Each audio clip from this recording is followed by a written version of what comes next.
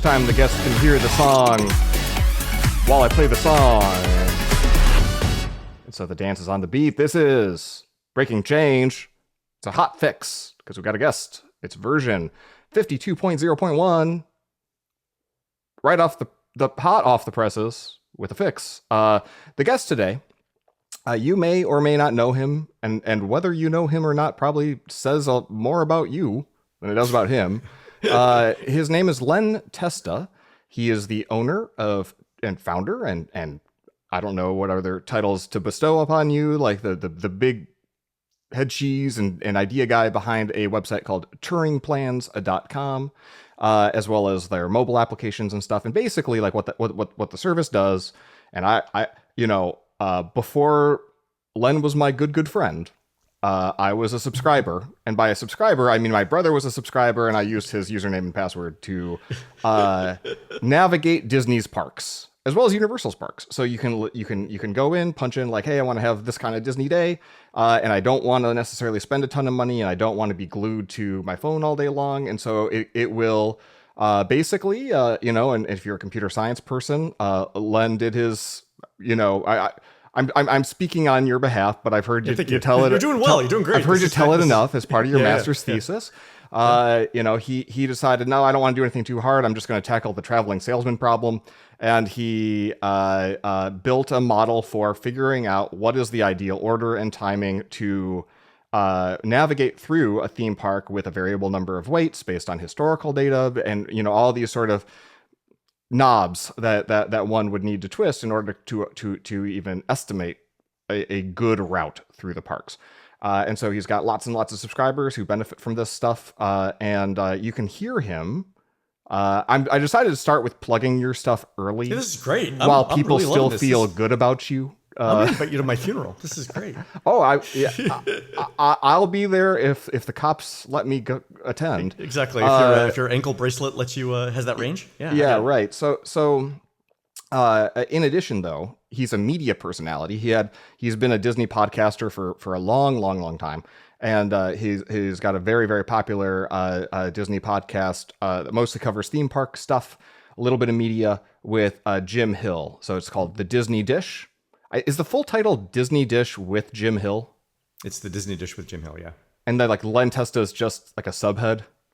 Yeah, you can tell I'm an introvert from that. So it's all right. Yeah. Well, I think Len Testa, he brings the news, and that's what I'm there for. And so he's why I listen to the show.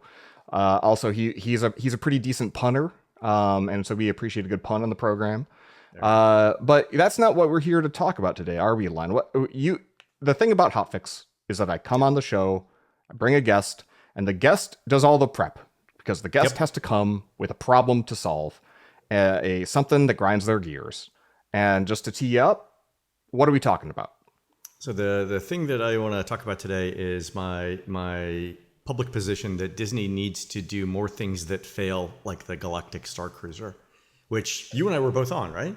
Yes. I think you were on the first sailing. I was in the first ever sailing of the Galactic Starcruiser, and then I went again, yeah. And I was on maybe the third. Like I couldn't be sussed to do it on a weekday, so my brother and I. God forbid, yeah. I get it. Yeah, Jeremy and I, we bunked together as. We'll get into the specifics of like what the hell we're talking about here. Stuff too. Yeah. But like it was about a week later, and so I took a lot of your pro tips, and then.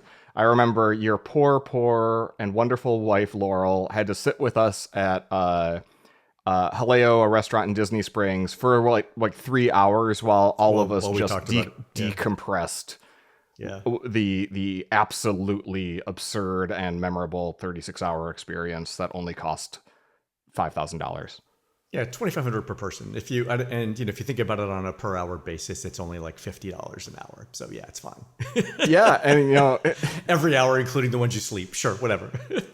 And in some red light districts, that's actually a steal, depending on the currency depending on where you are in the world, that is either a very good rate or a very bad rate. So yeah.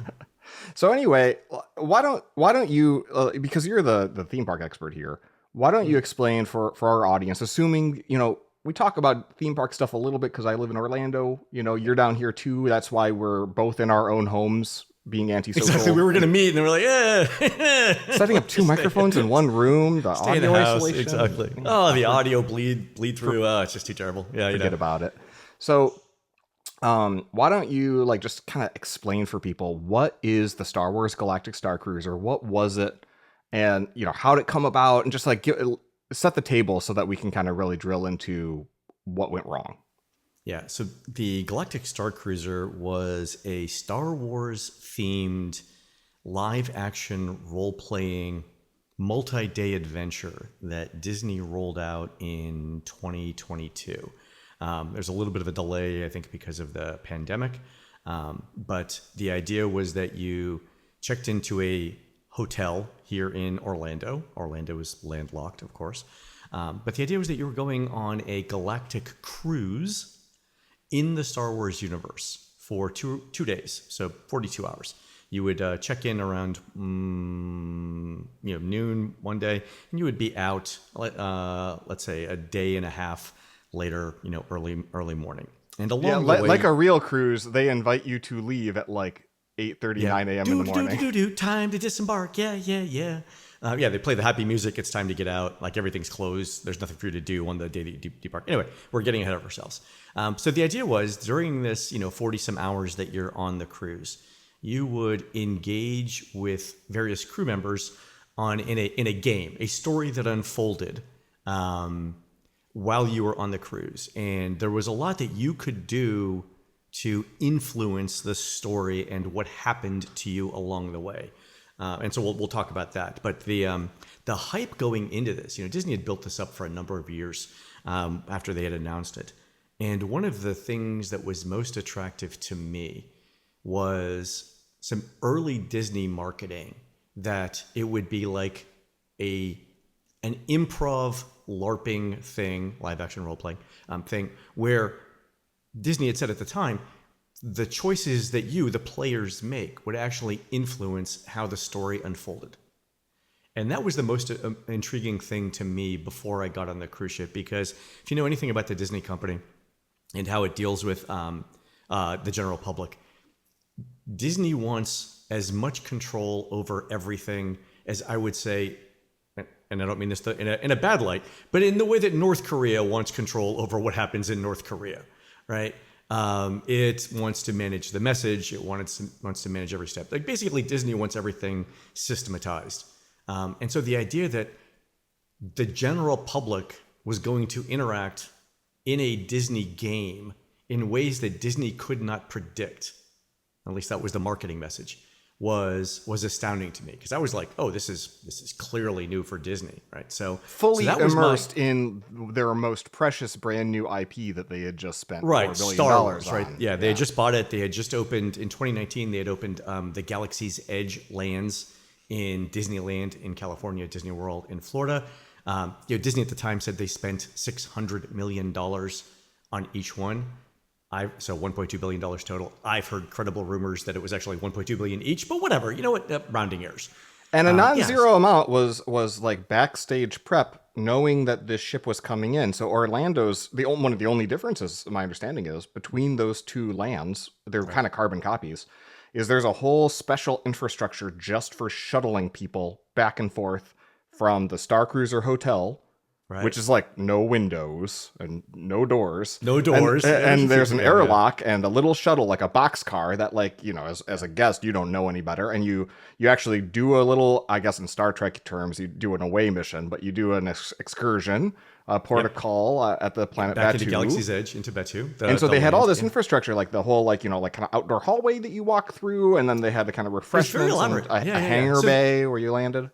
Yeah, so on your, so you started, let's call it day 1, day 2, day 3. So day 1 is your embarkation day, where you sort of understand the layout of the hotel.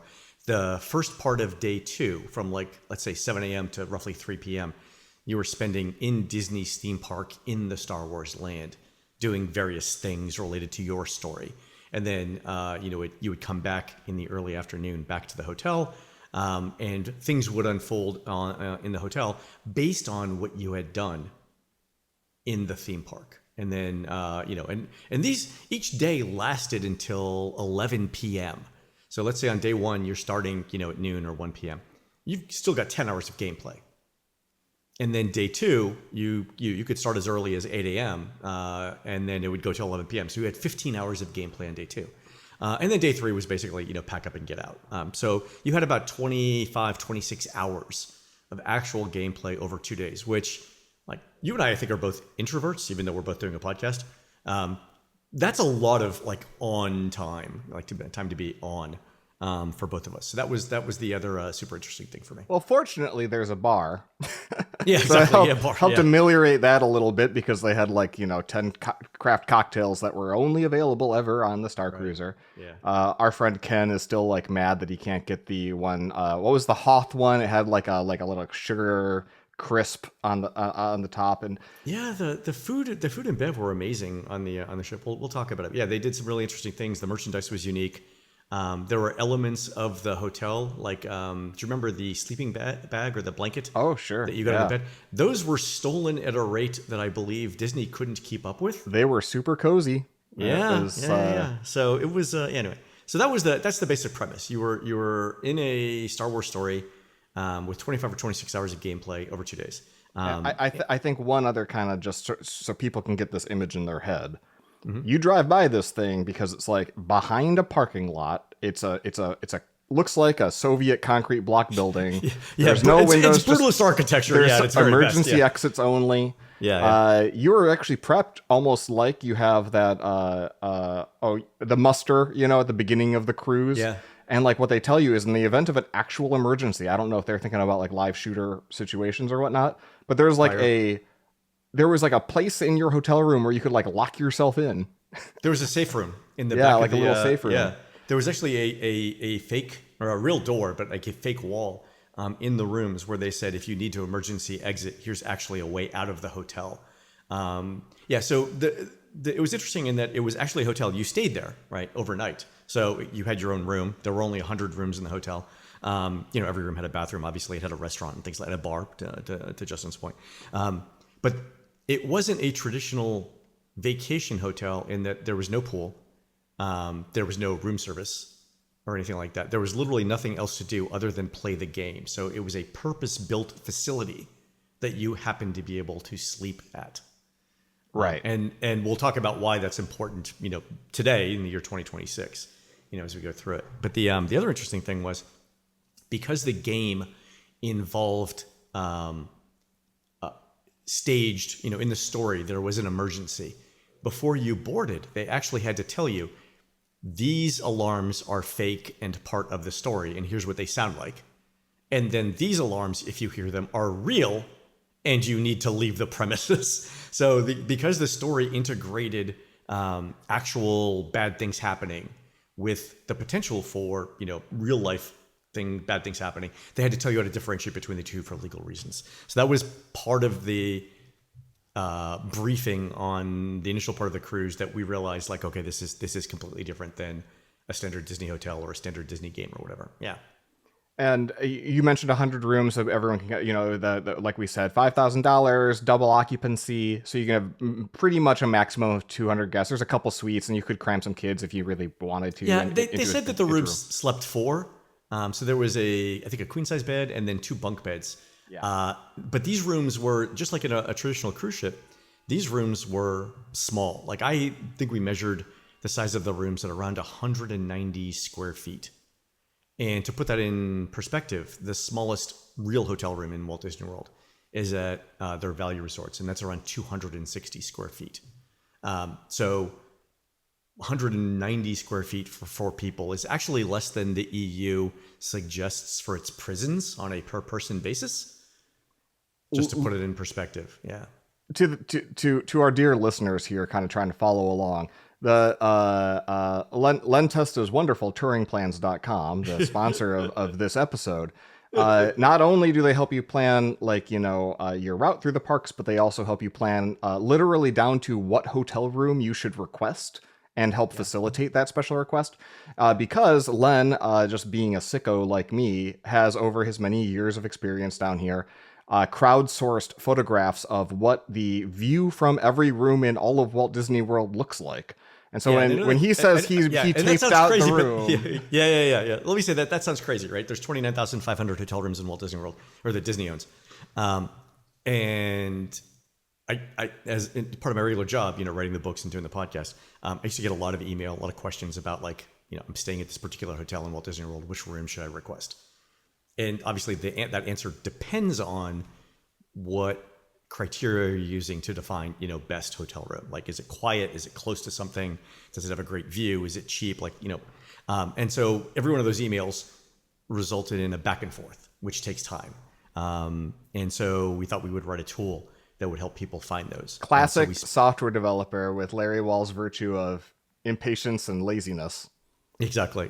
And we thought it would be a relatively straightforward project. And let me just say the taking of the hotel photos. We started with 16,000 photos that we sent out our photographers out to get. We started with 16,000 out of the 29,500 hotel rooms, and then over time we asked our users to submit the rest. I think we have over 95% coverage right now.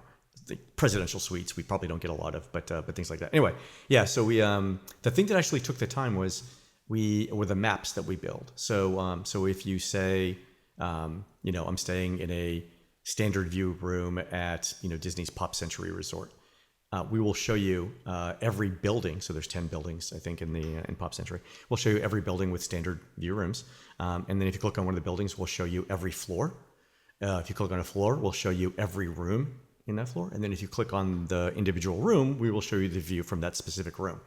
And the maps are the thing that took the longest time to build, because when you're looking at a particular room, we added buttons in each of the 4 compass directions, so north, south, east, and west, so you can see. I'm going to cut you off because I got you started on this, and the whole point in bringing up this angle is that Len looks at this stuff as yet another Disney hotel, even with the conscious knowledge. Yeah, you have this knowledge that it's not a hotel. It is a facility that allows you to sleep, because the purpose is the game. But like, you're the most in the know, like dialed in person, and Disney's marketing in the run up to this, I guess, while we're still talking about like what's the premise, was so inept at my theory, just because a part of like, the problem statement that you're bringing is like everyone's learning the wrong lessons from the failure of the Starcruiser. Is I think Disney already knew that even if they sold this thing out every single night, it still wasn't financially worth their time, because you had 200 guests at maximum, 5,000 times 100 for basically a 2.5 day turnover, and you have roughly like 8 to 10 like improv actors that have to be on call the entire time, so you need like multiple shifts of those folks to kind of relieve one another. And remember, this is immediately post-COVID. This is 2022. So not only did they have to worry about that, with their group of whatever actors, they had multiple hot spares for each act, and not just one, but they had if I recall correctly, they had your primary group of actors, group A. You had a B hot spare on site that you were paying for. You had a group C that was also on site, but physically separate from the first two because COVID, right? And then you had an off-site, on-call group D that was getting paid some sort of like per diem too. Yeah, so the financials of it, even before day one, were practically insurmountable given the price point that they thought they could charge. As a guest, not only is there these key actors who are trained improv actors who, they're all SAG and they're wonderful, but all of the cast members opted into basically LARPing along with the customers, and that's just the front of house, staff. So like, there's probably 70 cast members. That's Disney euphemism for employee, like roaming around and kind of helping kind of coax you along your experience. But there are so many cameras and there's so much monitoring of the guests to surreptitiously, do the whole, wirelessly transmit instructions and prompts to the actors and to other people. Let's talk about this. So one of the really interesting tidbits we got about how the Starcruiser was going to operate before it opened was a research paper that was published by Disney Research out of Zurich, Switzerland. And the paper described a software system that would be able to keep track of hundreds of people all simultaneously playing a live action role-playing game. because if you think about it, you're in a hotel, right? You've got a fixed number of rooms in that hotel that are dedicated to gameplay, right? So everyone can't be in the same room all the time because now you've got 250 people in a room. You're not going to, that's not a personalized experience. What you really want is small groups of, 1, 2, 4, 8 people off on their own little adventure. And the composition of those groups can mix and match, throughout the day. But at any given point, you don't want every experience to be like you're shuttled like a group tour from thing to thing. So what Disney had to do would have to guide these people through their stories. Again, and they have some agency about what they're doing, right? But keep track of that so that we know where everyone is in their individual story. And also, how do you allocate the rooms so that you could time it? So that, let's say you had to go to, the engine room at some point, let's say at 2:00 for an emergency. That means that the people right behind you can't hear the emergency. If they're coming in at 2:15, they can't know. And the other people who got in at 1:45 have to be at. So Disney research out of Zurich did this really interesting paper on how they wrote the software that manages all of these complex storylines so that they can separate when they need to, come back for key events that are relevant for everyone, separate again, and so on. And that was one of the big hints that, they were going to monitor you as the entire time you're in the Starcruiser through a mix of cameras and microphones and I guess meta glasses that the cast members were wearing. So all of that was input into the story. Is that why they handed me a swimsuit for before I got in the shower? Is that the cameras are still in the shower, so it doesn't really matter, right? Yeah, you felt it too. And we'll get to the actual our experiences in a second, but all that to say, the marketing beforehand did not do a great job of telling you what you were getting. And you're on the first sailing, so it's a whole bunch of just absolute fanatics, and your experience was very different from mine. I was on the third sailing, which is mostly just affluent people who like Star Wars, and I'll never forget. Nerds. I was in line with a couple people who kind of were in a cosplay like thing. My brother and I, we knew that from other experiences like this, that you get out of it what you put in. And so we bought a whole lot of silly costume stuff, smuggler themed costume stuff from Amazon. And we looked the part, and I'll never forget, we had this Uber of 6 kind of alpha male type dudes. Sure. In their probably late 40s, early 50s. They roll out of their Uber. They take one look at us. They ask us what the fuck is going on. Yes. We explain that this is not a hotel. It is a live action role play, and but in a lighthearted because they're wearing polo shirts and slacks, and it looks like they just came off a golf course.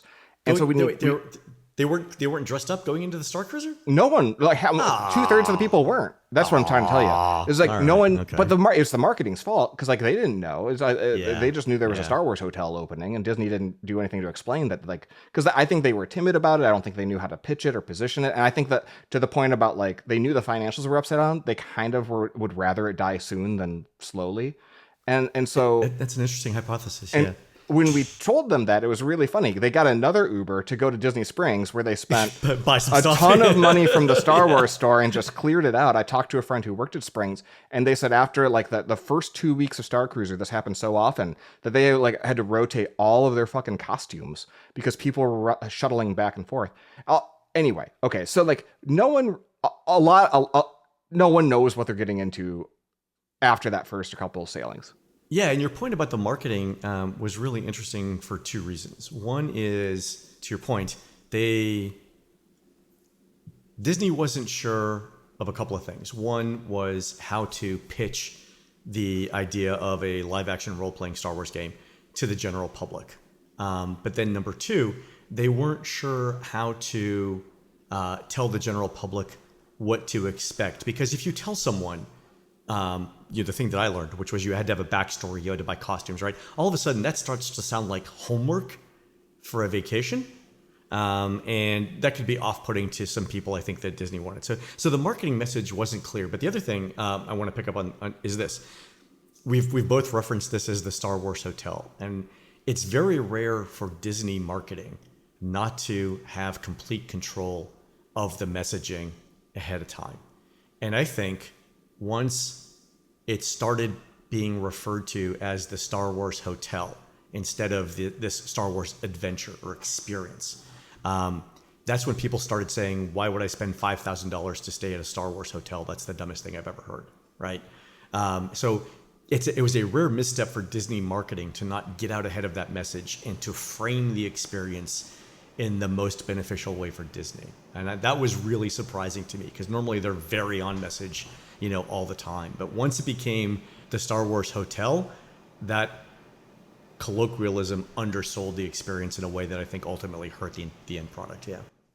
So I think we've probably done enough table setting here. If people have to listen. Oh, one more thing about the okay. table setting. So I have friends that work in Imagineering. I have friends that worked on the Starcruiser that were doing things like play testing and building the building and stuff like that. So in the months leading up to me going on this first cruise, I had some inside knowledge about how the thing was going to operate. So initially I had Disney's marketing message. You can come on the Star Wars adventure, and what you do shapes the story, right? So I had I got to try the food before it was available to the general public. I had some idea of what the games were going to be and things like that. So my original idea to go on the Starcruiser, and I knew, again, 100 cabins, 200, 250 people. I knew about 25 people on the first voyage. And we had agreed ahead of time that to test Disney's message about, choosing your own adventure and having the things that you do influencing the story,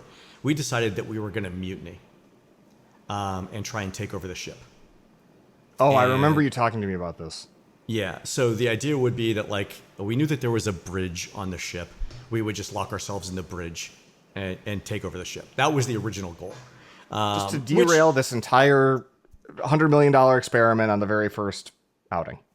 If we actually had agency, again, I was there to test sort of Disney's message, right? Can I really shape my own adventure? Because if I'm on a cruise ship and something bad happens on the cruise ship, I'm not going to give away the story, and I don't like the direction in which that thing is being resolved, I would mutiny, right? That's what you would do, right? So anyway, that was my plan. It turns out that in a couple of weeks before I actually started my journey, I realized that wasn't possible. And if I even tried it, it would ruin the experience for other people. So I had to come up with a different plan. But that was my original intent.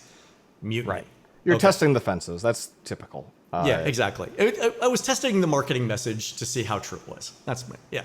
Well, and when we talk about Disney, and I think rather than just dive straight into our gushing about our favorite experiences and how awesome it was for us and how it sucks for you if you weren't one of the 10,000 people who did this or less, I think it's probably useful to frame what we're describing in the context of what a typical theme park investment looks like in a modern Disney or Universal park. You and I were just chatting about this via text before this recording.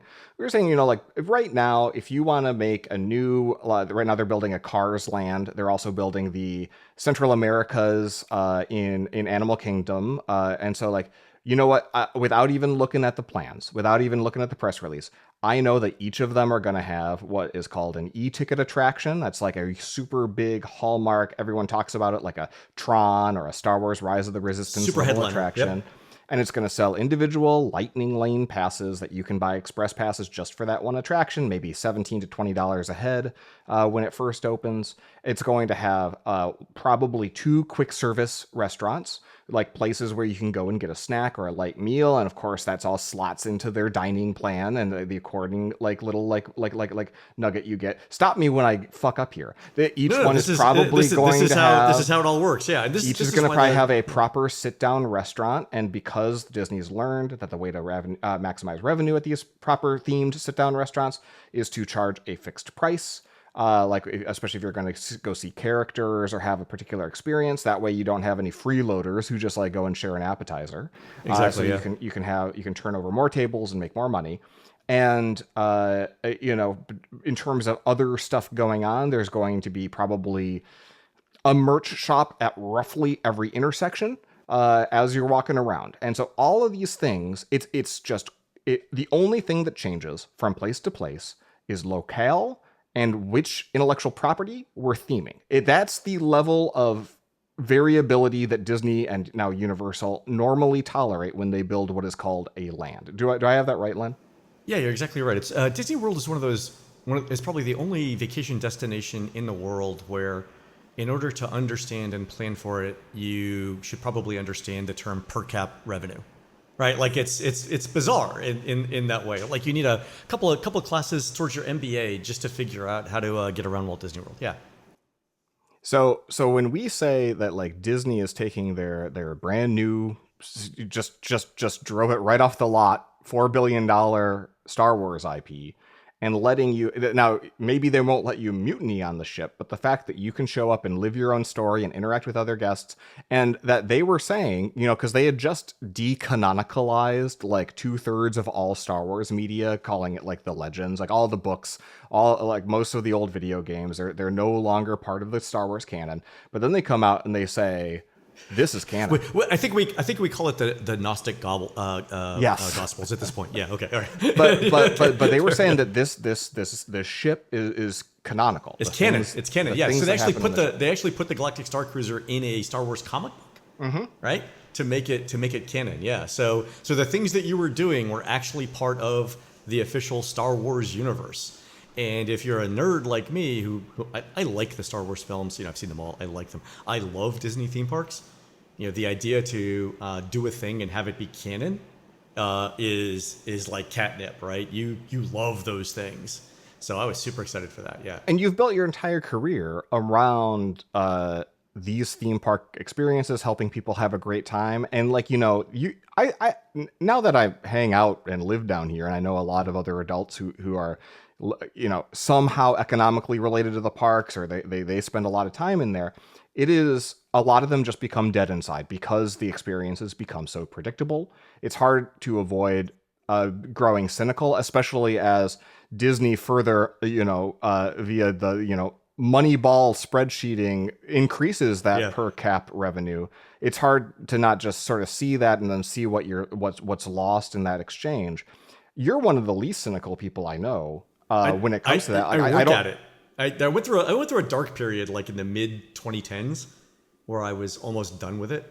Well, then you started celebrating No Negativity November. Exactly. Yeah. I mean, it's really hard for me, to remember two things, and I have to keep reminding myself of this all the time. Number one, it's very useful when you're reviewing a park to review it from the perspective of somebody who's never been to a theme park or never seen the ride before, right? And then number two, to always compare the thing that you're seeing with what the intent was, right? So like, instead of saying, do I like it or, do I not like it?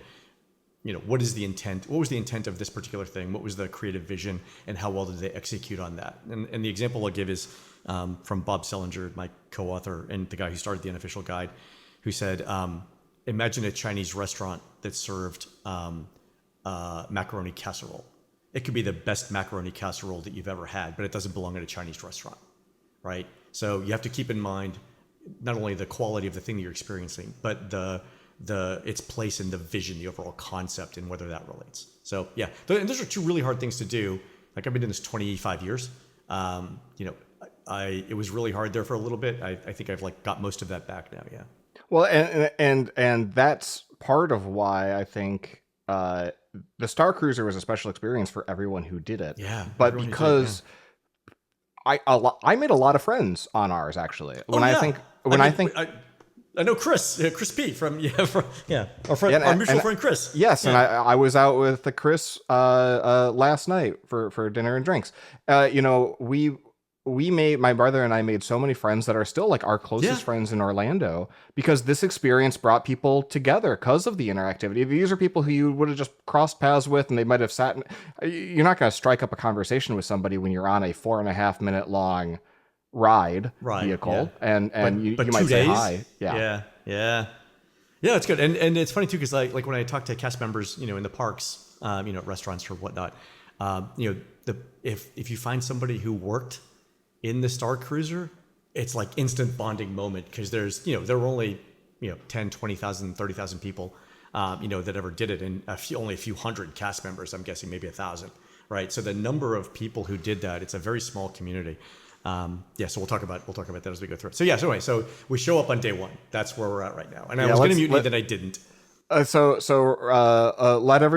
You can brag about this. Let everyone know the character that you designed for yourself. All right. So one of the things that we did know going into it was that the story would work better if you had a backstory. Like if you were a character in the Star Wars universe, where did you come from? Why are you on this cruise? And what do you hope to get out of it? Like some basic questions. So because I couldn't mutiny, I had to come up with something else. So my idea was kind of meta, and my idea was this: that I was a character called Hank Lonely, which is a play on Han Solo, and Hank Lonely was a writer, director, producer, and movie star who created this 9-part science fiction epic called Space Robots in Outer Space. And Hank was on the Galactic Starcruiser scouting locations for his 10th film, which was going to be a Bollywood-style musical. And the other interesting thing was that the films that Hank Lonely did, Space Robots in Outer Space, the 9-part epic, exactly mirrored all of the films in the Star Wars universe. And because they mirrored things that actually happened in the Star Wars universe, everyone thought they were documentaries and no one went to see them. And that's why nobody had ever heard of it. So I actually bought a Han Solo outfit. I photographed myself and made 8x10 glossies that I could hand out because I was a movie star. Right. And my I'm sure you brought Sharpies too. Brought Sharpies too, yeah. And my tagline for when I signed the photos was, "May space always be in your mind." Hank Lonely. That was my tagline.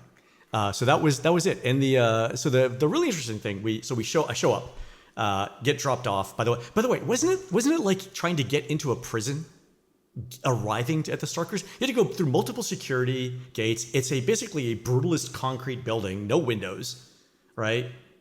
Yeah, it's true. And I remember chatting with a couple other guests. I think was it March, I want to say, or May. It was one of the M months, but it was like unseasonably warm when we were there. And we were near the front of the line and we were getting kind of sweaty. Granted, we were kind of decked out in our smuggler gear. But I remember people complaining, and I know that that line took them a long time to process for a lot of reasons. There were a lot of operational hiccups. A couple that I thought were hilarious at the time and remain so. Disney had, after the COVID Delta variant, reintroduced their mask mandate in July of 21, if I recall correctly. This is now spring of 22. And, I remember having already booked this thing, be like, they still have an indoor mask mandate. How are people going to LARP? I hate that word. How are people going to enjoy this with N95s on? And I, frankly, I would rather take a refund or reschedule than have to try to experience that, or with the social distancing or what have you. And it's so incredible that the COVID pandemic just happened to end 7 days prior to the first sailing, so that Disney could lift the mask mandate and actually launch this thing. That was the first observation. And a bunch of people on the cruise actually wore masks and integrated them into their costumes. So our friend Chris. Yeah, exactly. Yes. Our mutual friend Chris did a fantastic job on those. Yeah. So it could have worked if you needed it, right? And if you need to wear a mask, obviously, anytime you need to wear a mask, just wear the mask, and that's not a problem at all for anyone, or shouldn't be. So yeah. And so that was one piece. The other piece was that they had there's this app that Disney has.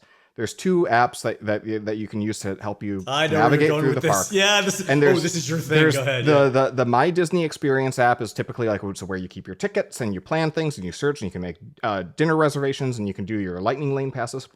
And there's another one that's designed for interactive experiences, while you're waiting in line, games that are themed, smartphone games that are themed. It's called towards Play Disney whatever Parks, attraction right? you're by, and it's called Disney Play. Yeah. Yeah. And Disney Play was also had a lot of extra stuff kind of tacked onto it for the Star Wars land for the themed Galactic areas. Starcruiser, yeah. And for Galactic Starcruiser, it wasn't just a special mode or a skin. It was a full blown app within an app that really governed your entire experience, because whatever that cool software that that you were speaking about earlier, that, you know, the research paper in Zurich, that would plan and organize like where are all the people in the in the hotel. It was like a communicator where they could steer you actively. There's somebody on the other side. Like, so for example, you would talk to a one of the improv actors. The improv actor then would either himself or herself or somebody in the back who kind of observed you via this tracking, check a box saying, okay, Justin has completed quest like 3A in the smuggler line. And then I would get buzzed on my little communicator to get a message from that improv actor. It's got their real face as the avatar, so they actually loaded images for that crew, that sailing's like improv actor crew. Even though like my Ray might have looked different from, you know, your Ray or Wraith, the smuggler guy. And the funny thing about it was, I don't know if we got any advance notice. Maybe I just heard it from you because you'd been there first. But like the app wasn't stable and they couldn't deploy it through the App Store fast enough.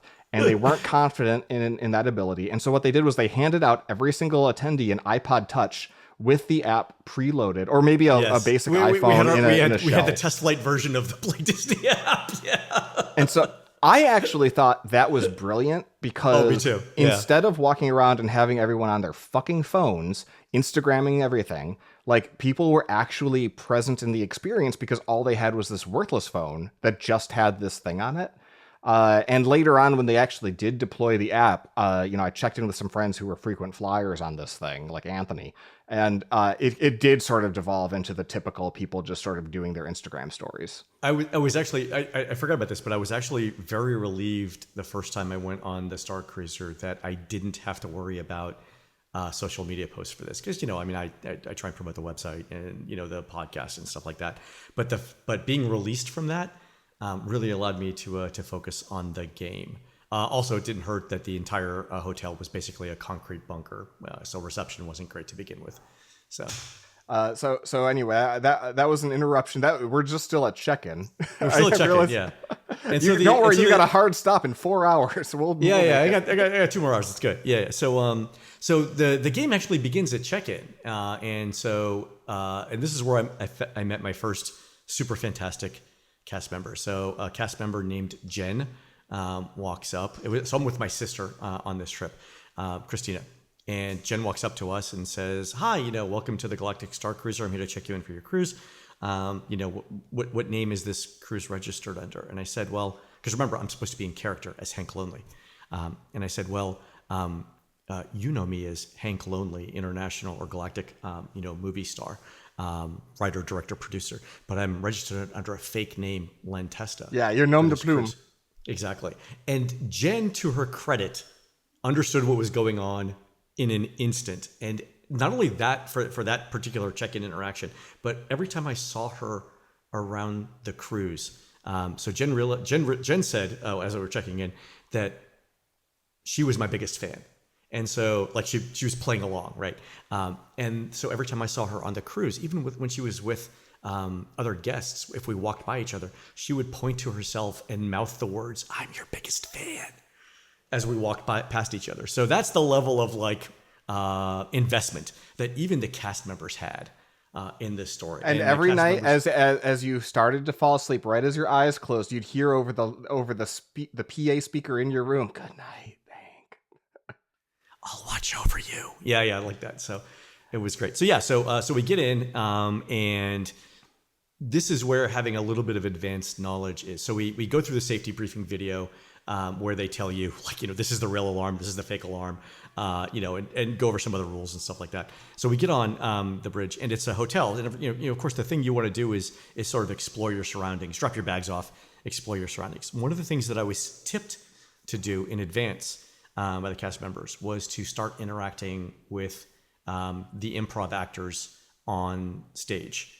And that was not common knowledge, obviously, because it's the first voyage, nobody knows what's going on. But it turns out that's one of the keys to making your experience better. And in fact, I would say that you almost have to do that in order to have a good time on the Starcruiser. This was not the time to be an introvert. And so for me, that's when the switch flipped. You know, basically, I was on from, you know, the time I checked in until I checked out. But what that allowed you to do by talking to cast members were trying to figure out one important thing when you got on board. You could pick one of, I think, was it 4 different paths you could follow. So there was like a Jedi path where you're the good guys, right? There's the New Republic path where you're trying to restore your resistance, right? Yeah, the resistance. There's a First Order path where you're playing the side of the bad guys. And for a lot of people, in a role-playing environment, that's fun. And then there was a smuggler. Yep. Right? And that's what I did. I did smuggler. And then I think there's one more that was sort of like neutral. Those are the 4 basic story paths. And you could, move around all of those. And the other interesting thing is that the system, the software, figured out what path you are on based on who you interacted with and whether you did the things they asked you to do.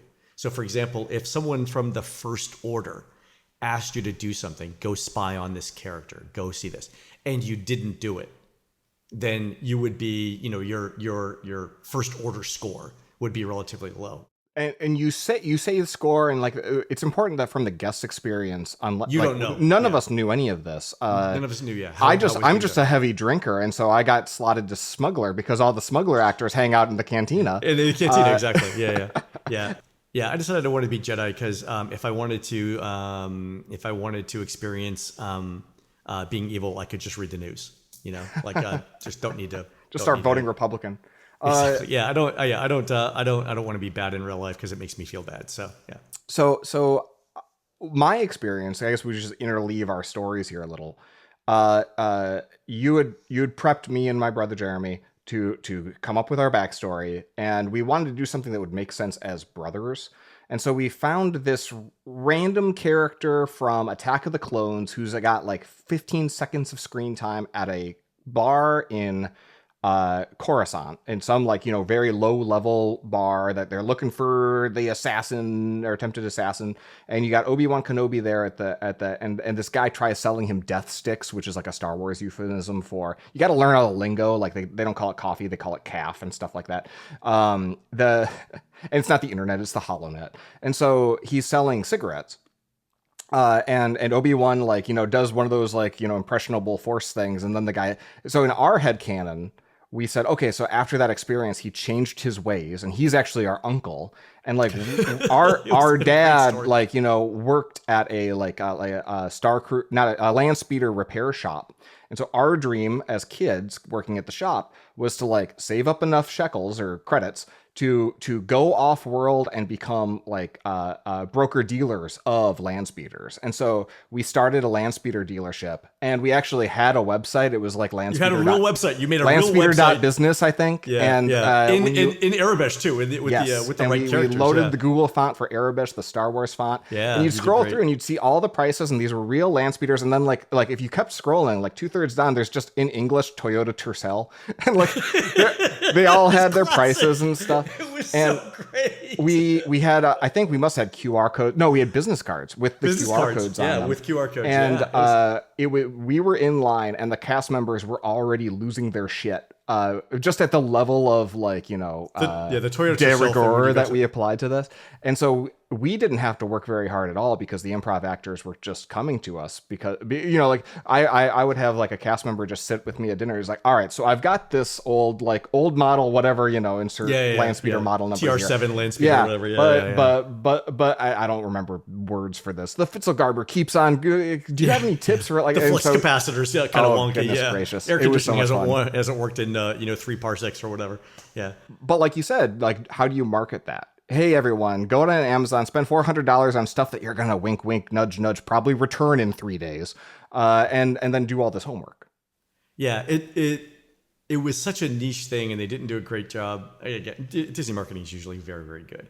In this particular case, I don't know if it was that they couldn't or wouldn't tell people what it was going to be. And the other really interesting thing is this: I never saw after the first voyage a commercial where Disney had interviewed people like you or I, right, about our experience, because we would have raved about it, right? I came off this thing. First of all, I went into the thing saying there's no way this is worth $5,000. I went out of it saying that is the best $5,000 I've ever spent on anything in my entire life. That conversation we had a week later at dinner, I think both of us said, this thing should cost more because it's Yeah. not financially viable. Like it should Yeah. have been $20,000, and it should have included a concierge probably who would dress you. You know, like there's all these sorts of before pre-flight and post-flight experiences that they should have added. Right. There were things that I think that we realized, like, the level of customization and personalization. Like, we got a lot of really good stuff.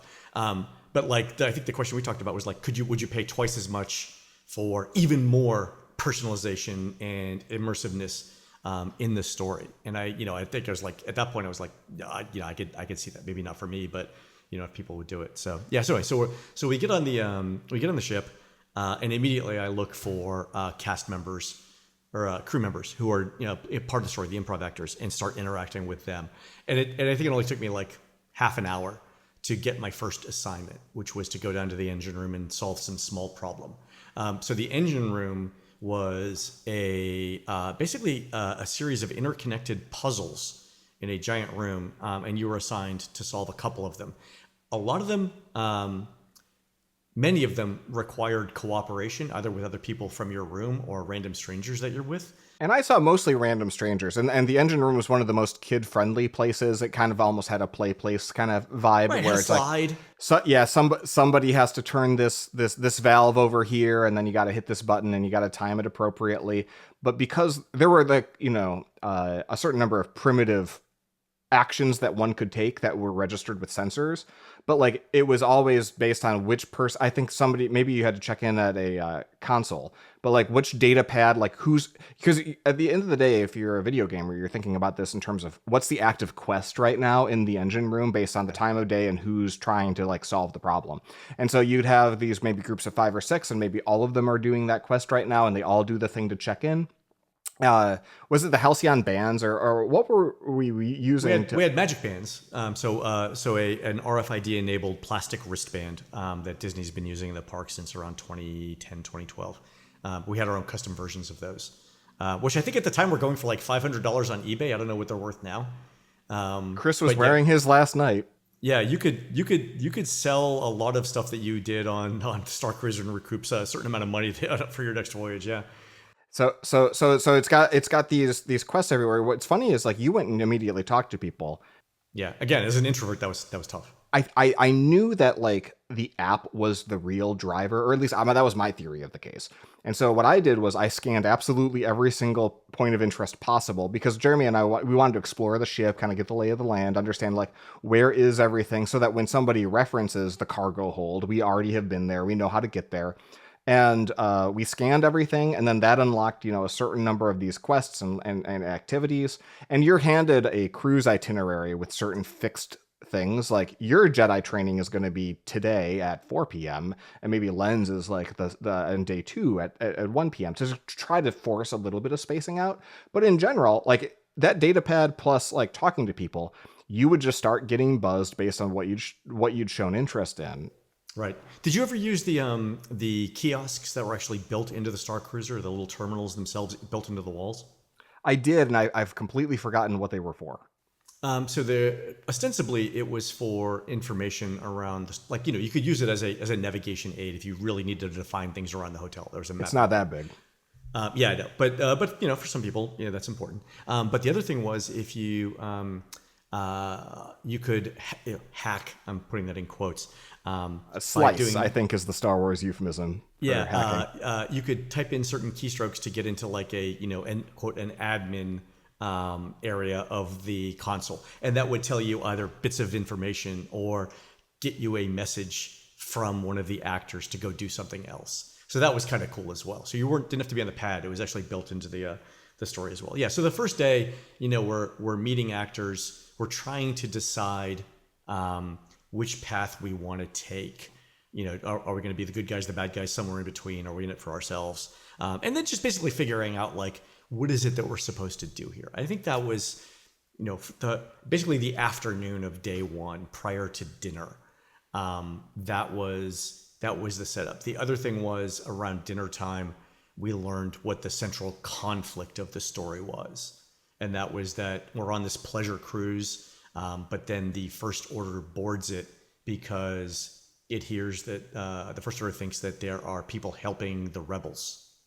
on the Starcruiser, and they want to arrest them. So it's a lot like the film Casablanca, right? So the Nazis show up, or the First Order shows up, right? And you've got the good guys, you've got the bad guys, and you've got a bunch of people with, let's say, very flexible moral codes. Both as participants, as guests, and as crew members in the story, right? So right from the jump, it's like there's a band that's playing like music in the cantina. The band is smuggler affiliated. There are Jedis who are doing the Jedi training, and they're in their robes and they're wandering around and kind of looking like monks, I guess. There's the First Order and the Stormtroopers show up, I think, at dinner the first night. And so from that point on, you're just going to run into Stormtroopers in the hallway, and you got to be on your best behavior. You're going to get some guff. And then they don't have like the key actors, like Rey and Kylo eventually show up at the climax of the event on night 2. But they've got, various resistance whisperer kind of folks also wandering around. And, some of it, I'm sure. So here's the thing. They're double agents, right? There's spies, there's double agents, there's triple agents. Like there's a lot of thought that went into the story. And I think that Disney, for us, because we may be introverts, but like we extract what we desire from experiences, and we are both like on a goddamn mission to do that here. I witnessed a lot of very subtle steering and suggestion that was like very clever to kind of like the captain of the ship, like their role was primarily, I think, just run interference and help like, make well-timed suggestions to people. And they were wonderful to kind of guide people in the right place, because obviously a lot of people, what they were seeing in the back, and I'm sure this is like probably by day 2, a lot of back of house cast members were like, a lot of people don't know why they're here. Yeah, it's a family of 4. I've got 2 young children. No one's having fun. They're just sitting in the room watching the TV. Like we got to figure out how to get them out of there. Like it was, even it was apparent on, the first day, the first time everyone sits down to dinner and you see who's dressed up and who's not dressed up, and who's expecting to be served. Like who is looking, maybe they are looking for that magical adventure, but what Disney has trained them to do is to spoon feed it. To them. It's like, okay, put your seatbelt on because we're going to adventure at you now. And when that didn't happen, you could almost sense the disappointment. And okay, so when's it going to start? Because like, time is money. And like now they're on day 2 and they're just kind of wandering around the theme park. Yeah, that was another thing too. I think Disney could have done a little bit better in, about a month before your trip, start saying like, you will have more fun if you do the following, right? I was talking to some people at basically the end of the adventure. So like after, around midnight on day 2, when basically everything's done. And I was like, so what did you think? And they're like, oh, it's a really nice hotel. I was like, so what did you, what path did you take? What did you play? And they're like, oh, we didn't really do any of that. We're just more here because it was a new hotel and we wanted to see the new Disney hotel. I'm like, you could not tell me you did not spend $5,000 to stay in a 190 square foot room for 2 days and not play any of this game, because that's not what it was supposed to be. Well, it did come with free Lightning Lane passes for the 2 attractions in Star Wars Land. So let's talk about that. So the key thing that I did know going in to day 2, which was we take our little transport ship to the Disney theme park, to the Galaxy's Edge, the Star Wars Land. One of the things that I did know was whatever the Play app told you to do, like go to this place, scan this code, look for this sign, type in the sign, right? Basically like scavenger hunt type games.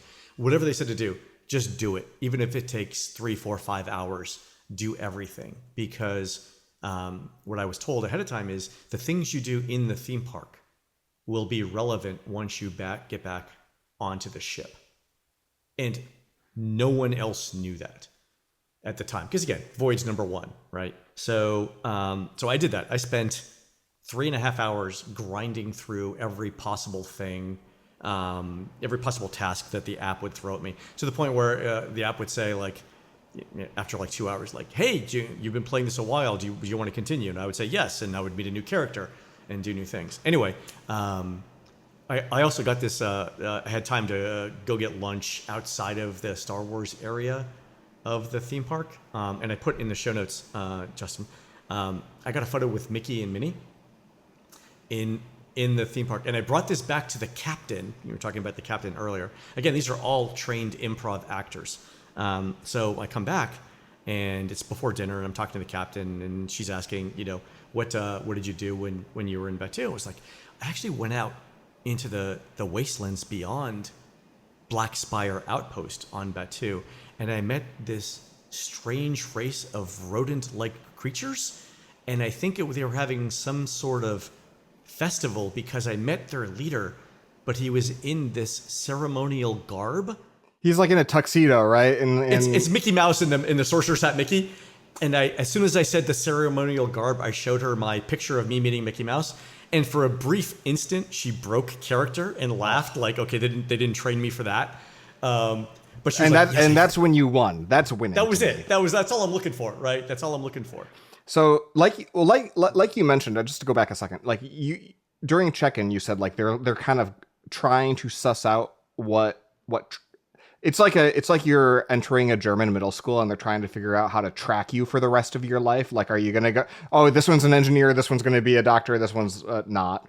Yeah. So they're trying to suss out how involved you want to be in the story. So if you say, hi, I'm Len, I'm from, Celebration, Florida, that really doesn't indicate that you want to play the game. But if you say, my name is Hank Lonely, I'm from, the third moon of Endor, then they know that you're ready to play, right? And all of that information is tracked. So it's important to do that, yeah. And what I found was that if you were not really there to LARP, I think that if you just followed the itinerary, there was like enough to do that it didn't feel that weird. And they'd tell you, hey, you make sure to check your app for messages and stuff. And so it would definitely get you doing things. Even if you were slow to catch on to what you needed to do, there was plenty of time on day one to recover. To your point, by day 2 in the morning, I knew that like we were far enough down the smuggler tree. There must be some sort of point of no return. That we were far enough down the smuggler track that the quest that we got for Black Spire Outpost in Batu was all smuggler stuff. It was like, okay, so Olga here, she's a local, I don't know, do we say warlord? And she runs the show here. So you got to scan all this cargo and do all this. You scan this one particular crate if you can find one with this symbol, exactly. And then that'll load that onto the ship, and then that crate shows up later. It was really. It was kitschy because like if you've used that app, it's like there's the interactivity puts you in the game. Like it's like, guess what? I'm gonna have to walk to a place, look for a thing, scan it. That's how every single game goes. Yeah, and it's a scavenger hunt game. But remember, we knew what the payoff was, and we haven't mentioned this, but one of the other patents that I had read related to the Galactic Starcruiser was a technique for rendering a 3-dimensional floating hologram of Yoda. And I really, really, really wanted to see that hologram. So I was willing to do... So that's why you were a Jedi, because you had to get... Jedi, yeah. So yeah, I'm figuring that Yoda's not appearing to the First Order. He's probably appearing for the Jedi. So let's do that. So I was there to do whatever it took to see the Yoda hologram. And it turns out that was at least initially, that was the key, that you had to grind in the theme park on Batu so that when you came back to the ship, you were far enough down the Jedi path, to your point, that you eventually meet Rey. And Rey says, hey, we've you helped us get a holocron. You helped us get this ancient artifact back on the ship. We're going to open the ancient artifact. Thanks to your unparalleled skills of scanning QR codes. We think this is going to help us. Yeah. So why don't you meet me here at 7:00? And so I did. And, I go into this room and literally it's me, Rey, and 2 other people. And because no one knew to do this. Right. So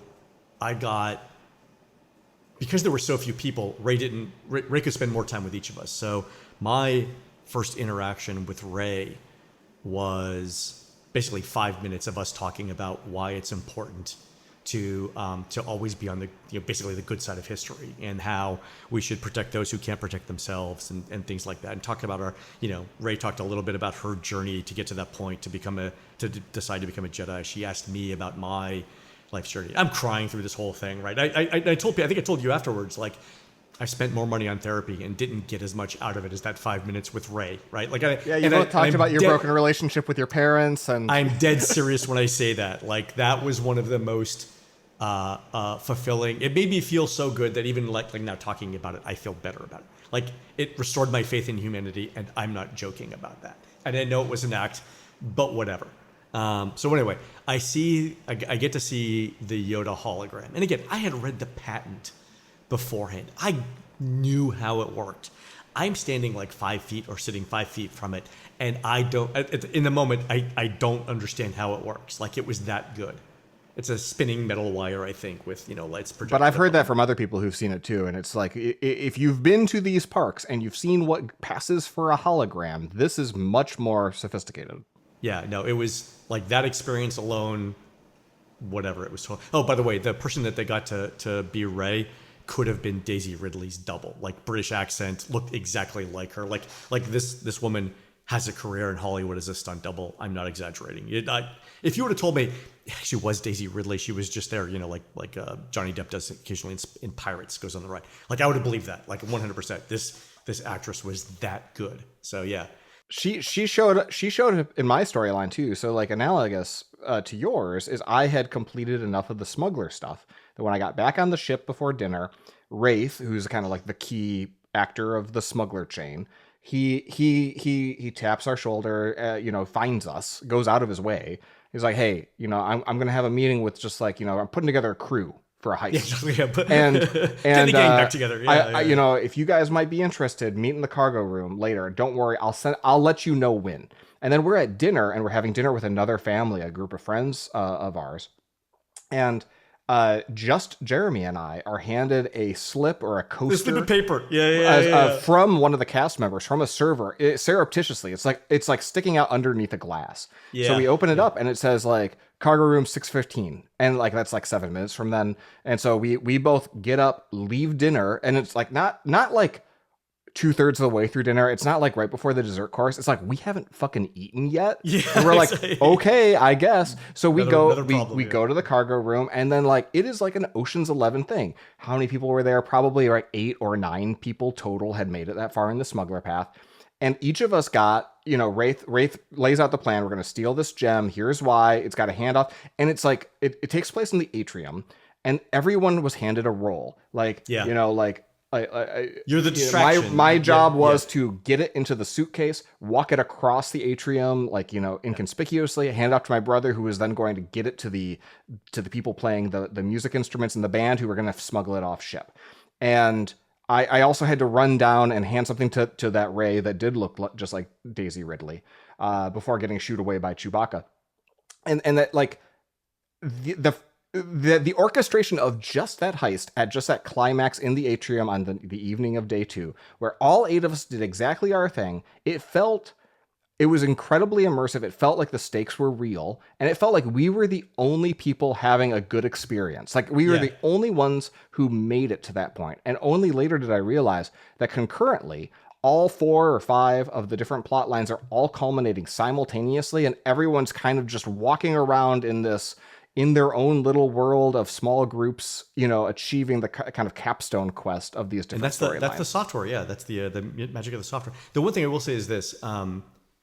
Originally, at least on the first couple of voyages, you had to do the grind. You had to do a certain percentage of the activities available in order to unlock these special experiences. And I think what Disney quickly found out from guest feedback was they didn't understand that. And so people who were on the first couple of voyages who spent that money but did not see the Yoda hologram were understandably disappointed by not seeing it, right? So it became a part of the general process for everyone later on to get a chance to see the Yoda hologram. If all of the kids in Lake Wobegon are above average. So. Exactly. So so that was one of the adaptations that that Disney made to ensure, high guest satisfactions. And since we're talking about that real quick, Disney said after the Starcruiser closed, or I think while it was still open, it was the highest rated thing they'd ever done. Like some crazy number, like, above 95% guest satisfaction. When we surveyed people for touring plans in the unofficial guide who did it, our number was 97% satisfaction, which you cannot get 97% satisfaction handing out free presents to orphans on Christmas, right? Like 97% is unachievable in almost every realm of satisfaction, and yet Disney was doing it. So it was, it's no longer running. It was when Disney said it was the highest rated thing they'd ever done. I believe that 100%. Yeah. So we look at this thing, right? And the question that I have for you is like, even let's say idealistically, they sell out every single cruise ship. They sell a ton of merch. By the way, the merch shop, because everything stays in universe, right? Like you don't get a receipt, you get a cargo slip. Like at the merch shop, the person at the store was like saying, "Hey, do you have any like are you a member of our loyalty program? The equivalent of a miles program, because we're on a Starcruiser, on a cruise ship. Yeah. On a cruise they were ship. asking if you had a Disney annual pass. They were asking if you had a Disney annual pass discounts, and I could, because I was LARPing, I could like play along and do it, and like the merch was expensive, and the guy behind me did not get it. Did not know. He totally had an annual pass, but he just had to pay full price because he was a big dum-dum. So like, even if you max out obviously, unfortunately, Disney's not optimizing for customer sat per guest. They're doing revenue per capita. Yeah. If they'd sold out everyone, sold a bunch of merch, we already mentioned it probably wasn't even financially worth their while from a margins perspective. Is it possible, would it ever have been possible for everyone to win like that capstone event? Because like you could only fit 8 people maybe in that cargo room, right? That I described. I don't know how many people would fit around that holocron, but like it felt to me like it was either designed or constrained in such a way that like of those 200 people, like 140 are going to have an average experience, and 60, it's going to be goddamn religious. Yeah. No, that's actually a great way to put that. I think they made some assumptions around, they had 4 paths, and I think they assumed that, a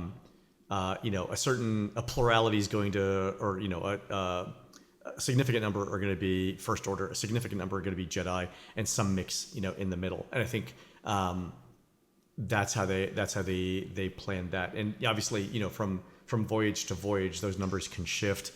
Law of averages says that sometimes you're going to get imbalances, extremely one way or the other, and that's where you run into scheduling challenges.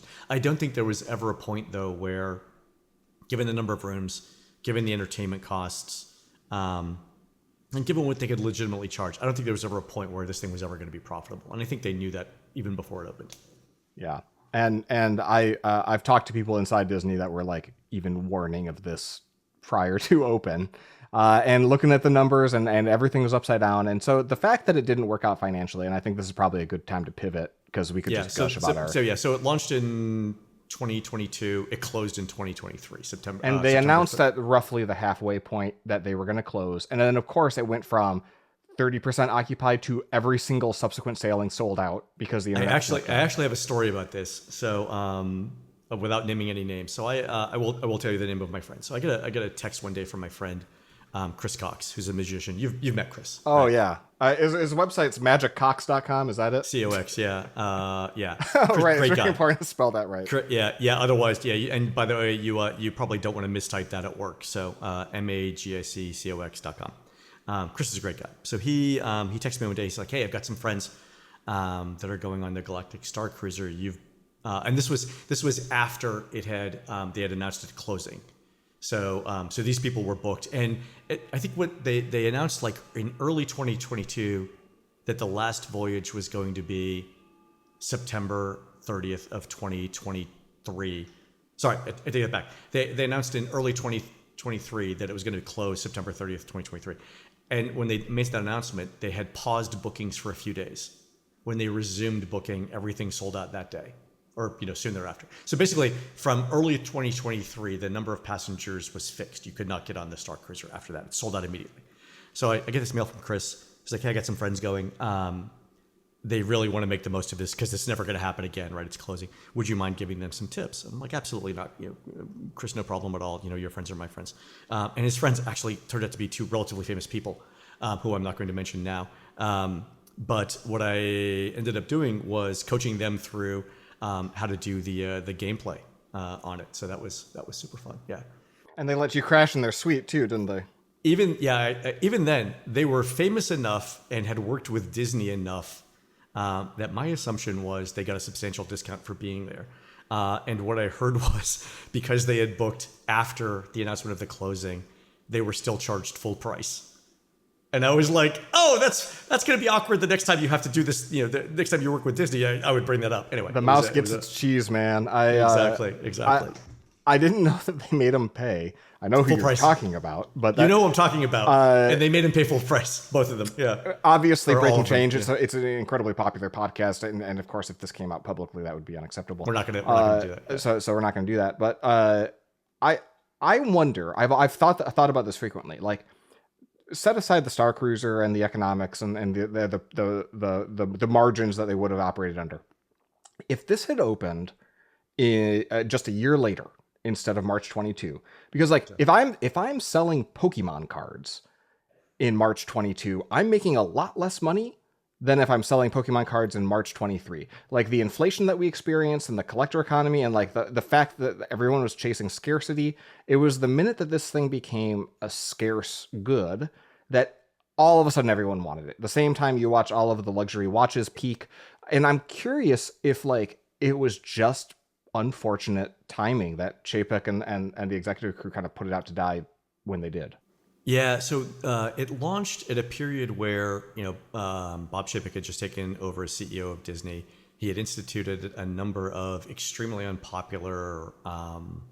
He had eliminated some very popular programs like free bus service between Orlando International Airport and the Disney resorts. He had started charging for Disney's ride reservation system that was previously free.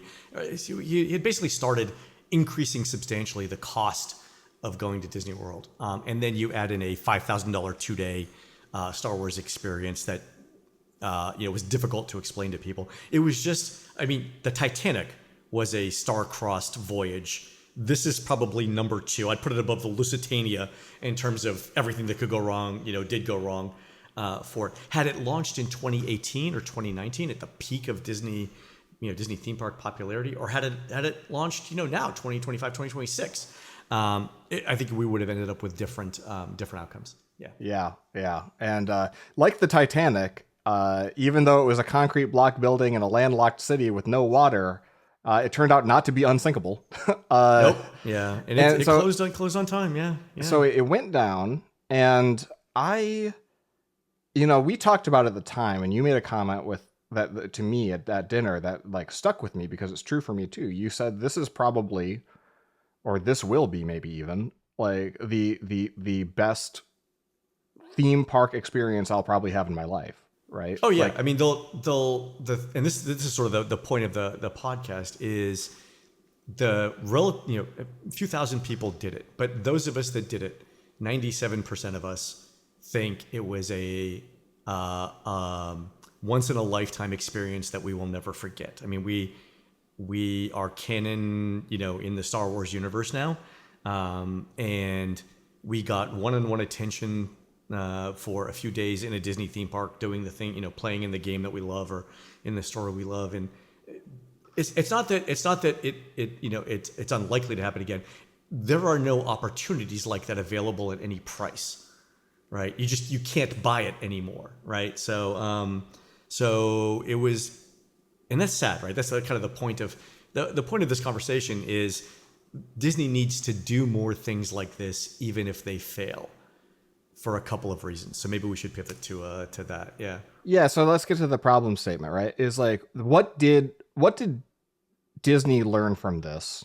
And like, in terms of what was their takeaway, right? Because it was clearly not to look at that 97% customer sat number. It was what a goddamn quagmire and a distraction and a sunk cost and like they knew it was a risk. We talked about like how variable it was. They were like letting go of control. It was outside their comfort zone, outside their skill set when it comes to marketing and certain other functions, but it was right in the wheelhouse of what guests tend to love about Disney, which is Imagineering, like highly immersive themed experiences. It was like, if you have all these, if it's like if you're at a soundboard and you get to like push up and down the gain of different things, it was like up to 11 on the things that you and I might care about, and then way, way down there from the things that like executives and shareholders, maybe even operators would desire.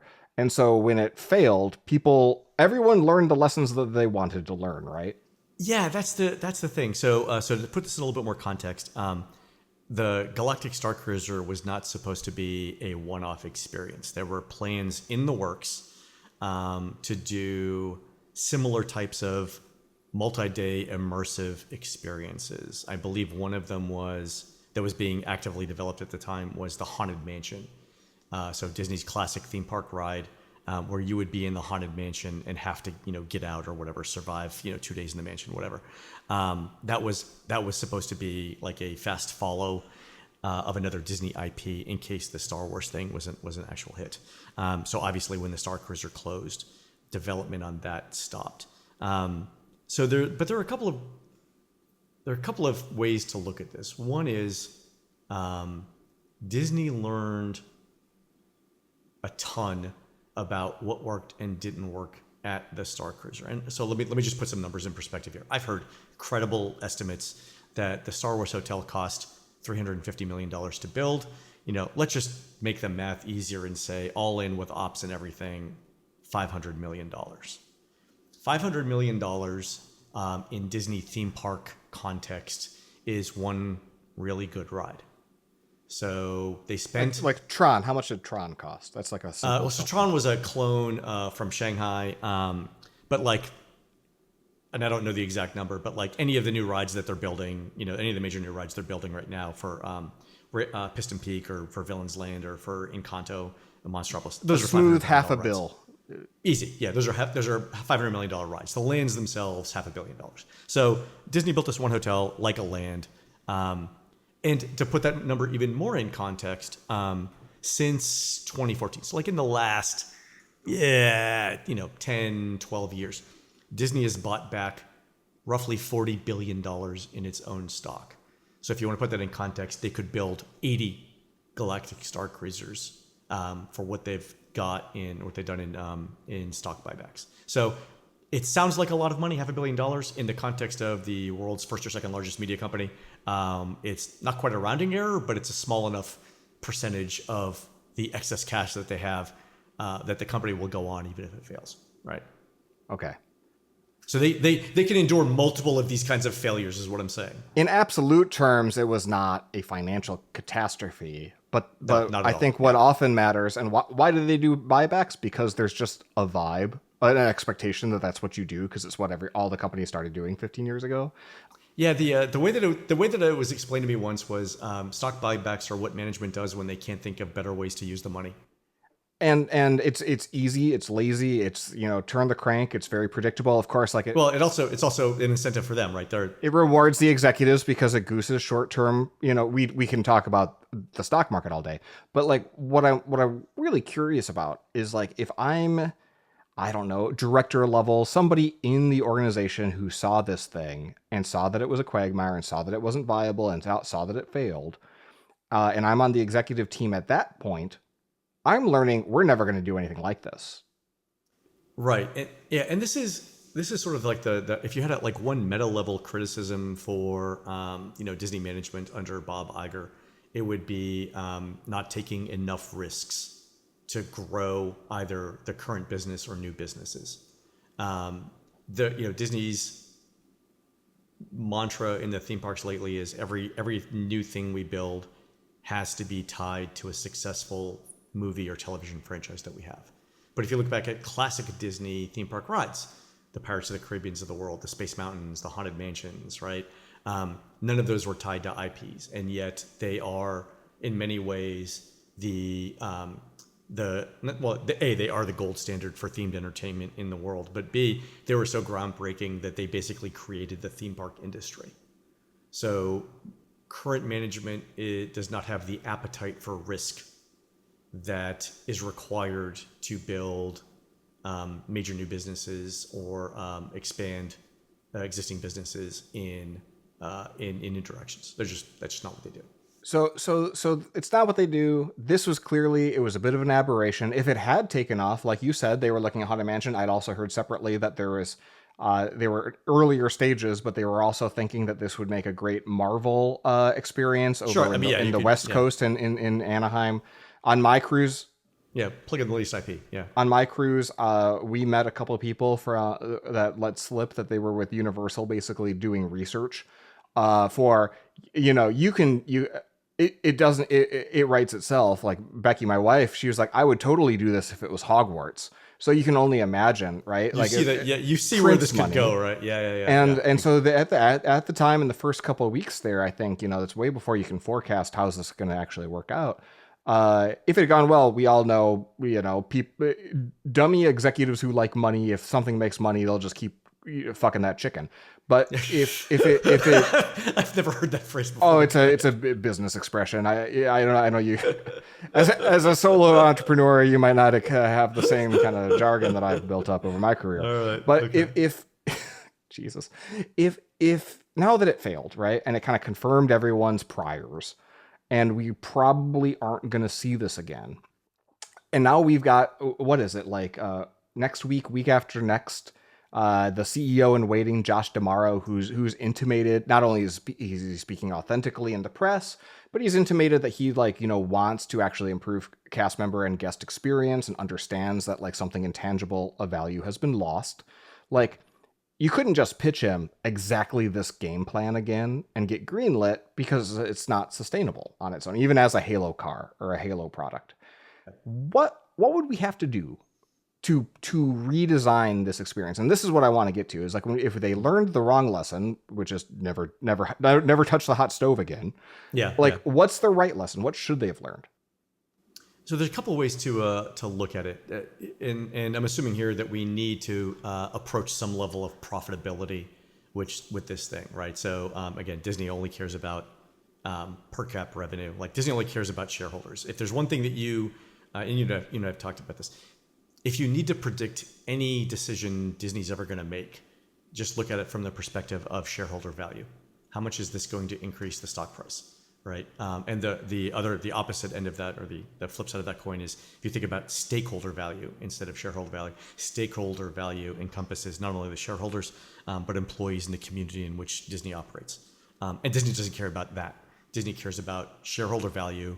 If you trace, they could probably trace back to the original 1970s Harvard Business Review paper saying that shareholder value is the most important thing. And I think just Disney is one of the few American Fortune 500 companies that still believes that to this day and does not incorporate in any of the other stakeholders in those kinds of decisions. They say they do. I will point out that they laid off 30,000 employees and cut off their healthcare in the middle of a pandemic. So I don't give a fuck what you say. Your actions tell me who you are, right? That's a value judgment. So right? Make it profitable. How do we make this thing profitable? So there's a couple ways you could do it. One is you could double the price. Right. That's easy. Sure. Right. There are problems with that. Yeah, exactly. But if you wanted to keep the immersiveness and lower the price point, one option they could have done is, instead of making it a multi-night thing, making it a one-day thing, like the immersive theater experiences that you got from Sleep No More or Life and Trust in New York, where it's a multi-hour immersive game playing experience, choose your own adventure type thing. Are you familiar with these? No, but the audience should know that not only does Len live in Celebration, Florida, he also lives in is it Upper West Side, Manhattan? Upper West Side, yeah. So the quick summary is my wife got into Columbia's graduate school program for math. So she's up there right now while I'm in Florida. So we spend a considerable amount of time in New York, but enough time in Celebration, Florida too, that I call it home. So yeah. And you appreciate So the arts, right? You're members at MoMA and yeah, we're members of all the museums, do all the cultural things. And my wife's theater, before she became a data scientist and programmer, was actually, she has her undergrad degrees in theater.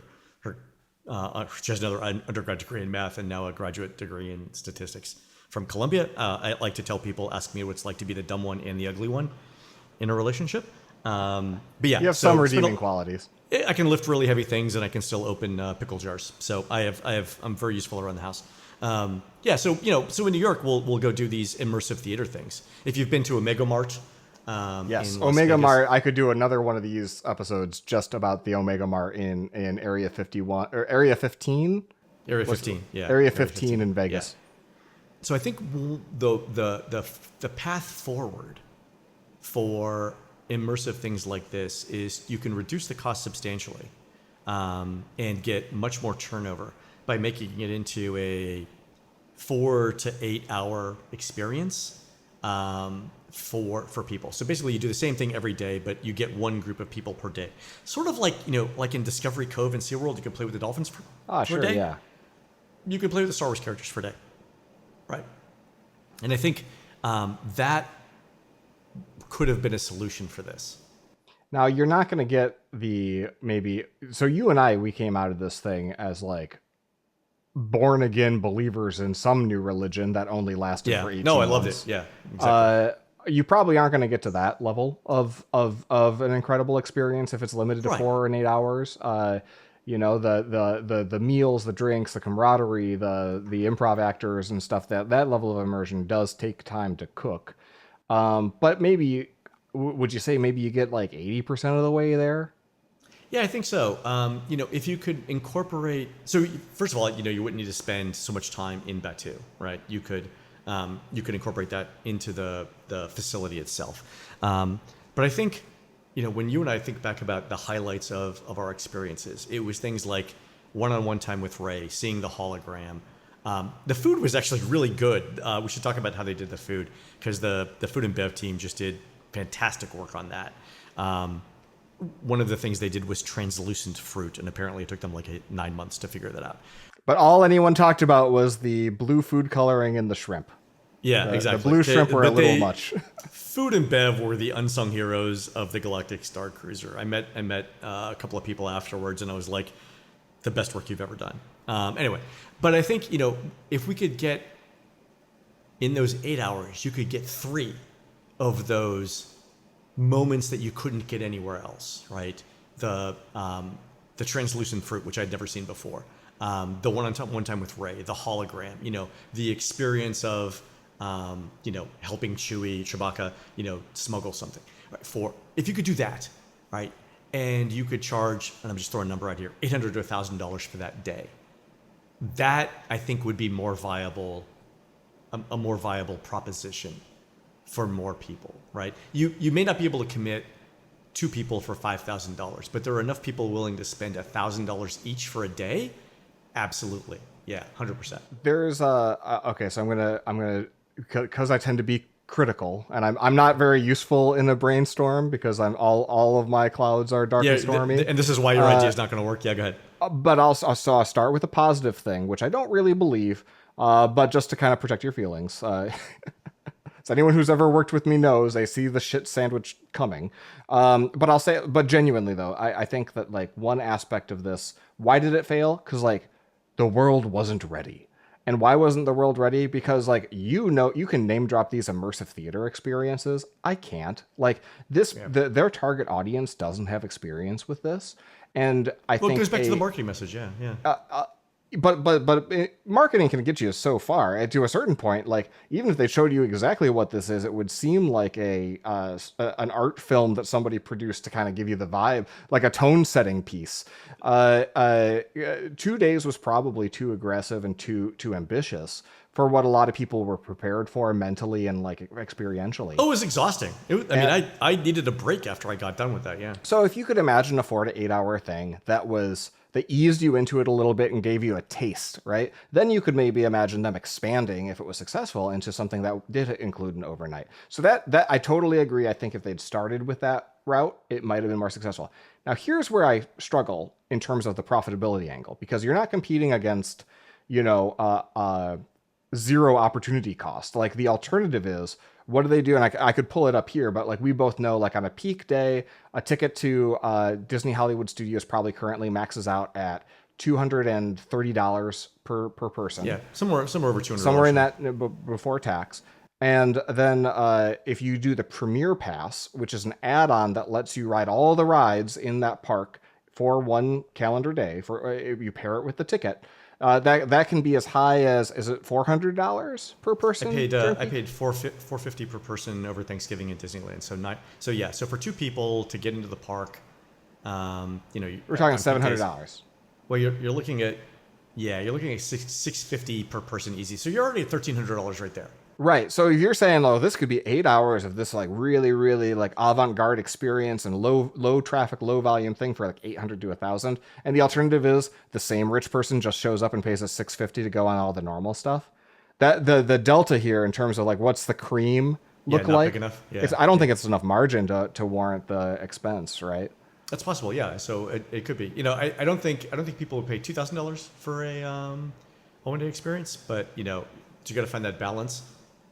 Maybe 1,200 is the right number, but yeah, I think making it shorter and would also allow more people to fit it into a normal Walt Disney World vacation.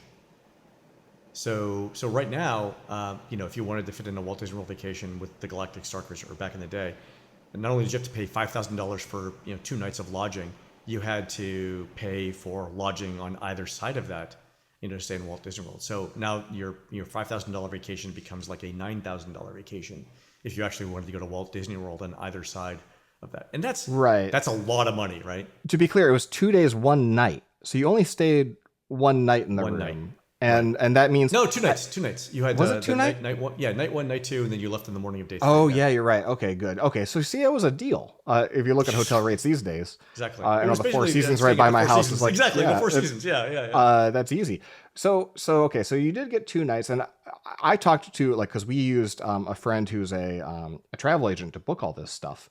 Like, in their system, it was not easy to book this. Like, you had to book each dinner separately. It was like a 6-step process, and you're on the phone as the travel agent. And so like even trying to coordinate like how you would butt this up against a hotel stay, like operationally it was insane.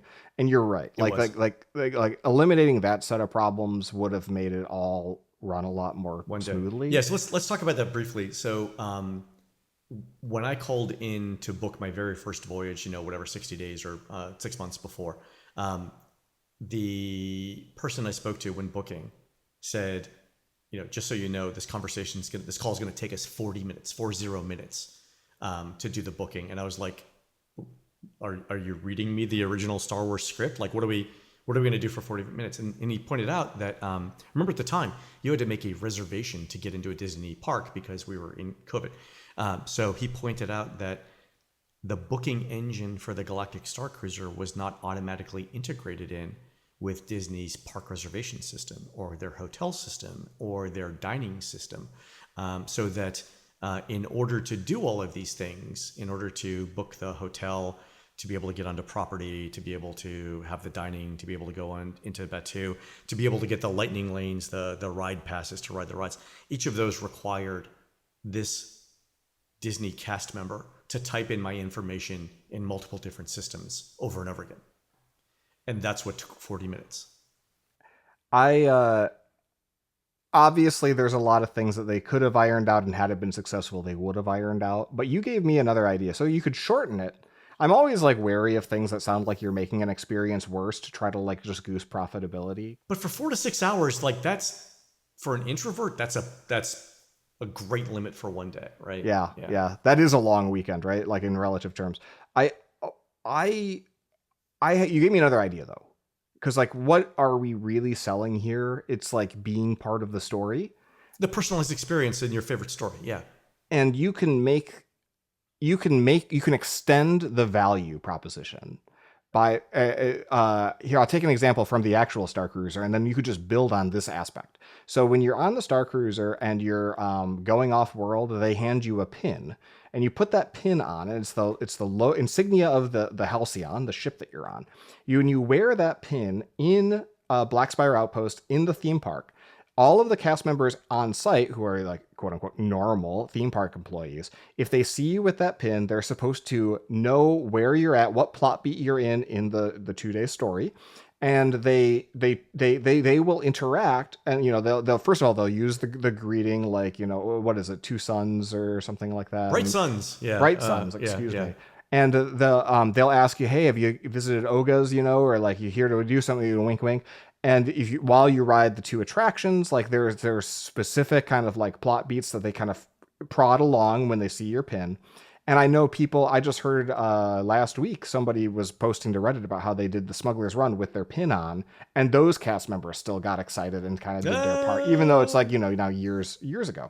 Yeah, I think that tells you how much people loved it. Yeah, what they could have done here, right? Because like at the same time, Disney's starting to add more and more bespoke entitlements in digital terms to people's My Disney Experience profiles. So if you go to like the profile page, like there are like now 7 little like pieces of flair under my name of like these different memberships and affiliations that I have. So if you got like, if you're a Disney Vacation Club owner, if you're an annual pass holder and or you're a Florida resident, you kind of like rack up all of these little like merit badges. What I think they could have done is if in that, like, call it a 6-hour experience, you had completed one of these quest lines, you got another little dingus. And badge, that little badge in the app, combined with maybe like a physical insignia, like maybe that unlocks a secret menu item at Oga's that like you need to have that on your phone to order. Maybe, like you get perks throughout the park that last, and then that have different tiebacks and callbacks, and some of them are just strictly like little like tchotchkes that maybe you can get as a reward later down the road, or something that ties back to future storyline updates within the land, right? Like that's something that like now you're not paying for an $800 experience, but it's actually pulling you back into, instead of right now, Len knows this really well, but Disney kind of plans Walt Disney World differently than LA, where they plan everyone who comes to the Disney World is like once every 10 years. So the things tend to change out relatively slowly because they assume people aren't going to come back quite that often. Anything that they can do to hook you, right, like Disney Vacation Club, is a way to increase the amount of revenue they get per human that goes to the park. And so something that like could like actually increase a person's affinity for that land, I think would have been a really juicy proposition, because now it's not just that $800. It's like, oh, this person's going to do twice as many Disney trips.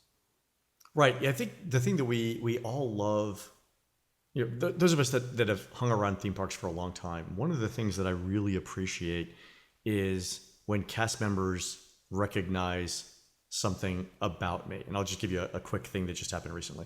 I was walking from the Contemporary to the Magic Kingdom a couple days ago. And you know how you go through, there's a very small security booth right there, right? The booth is actually situated right next to Disney's monorail system. And as you pass through the metal detector, you can't do that when the monorail is going by you, because the monorail is a giant hunk of metal. The metal detector gets wonky when the monorail is going through. So, I'm walking up to this metal detector and the monorail is going by, and I see the monorail coming. So I actually stop, and the security guard looks at me and just like, oh, you're clearly a park pro, come on through, sir. Like waves me through without even worrying about whether the monorail is going through, because he knows, He's like, no. He's like, clearly you're a pro. Just come on in. Don't go through the mag. That's fine. Well, no, he let me go through, but he was like, if you know that that's what's happening and you're pausing so you don't do it, I don't have to worry about you because you're not dumb enough to bring a gun. Even if you're bringing in guns, he probably means us no harm. Yeah. So stuff like that, or it's minor things like, you go to valet park your car and the valet remembers your name, or stuff like, just like minor things just that. Normal everyday person stuff where you're valeting so much that they know. Well, I mean, there's certain resorts that you like. If I'm going to dinner, and I'm going to the resort and I'm staying at the resort, which happens, right? Because Disney's got 200 sit down or 100 sit down restaurants. Some of them are in the. That's true. It's not. I can't expense it, so I always make Becky walk. But it's like, we could use the steps.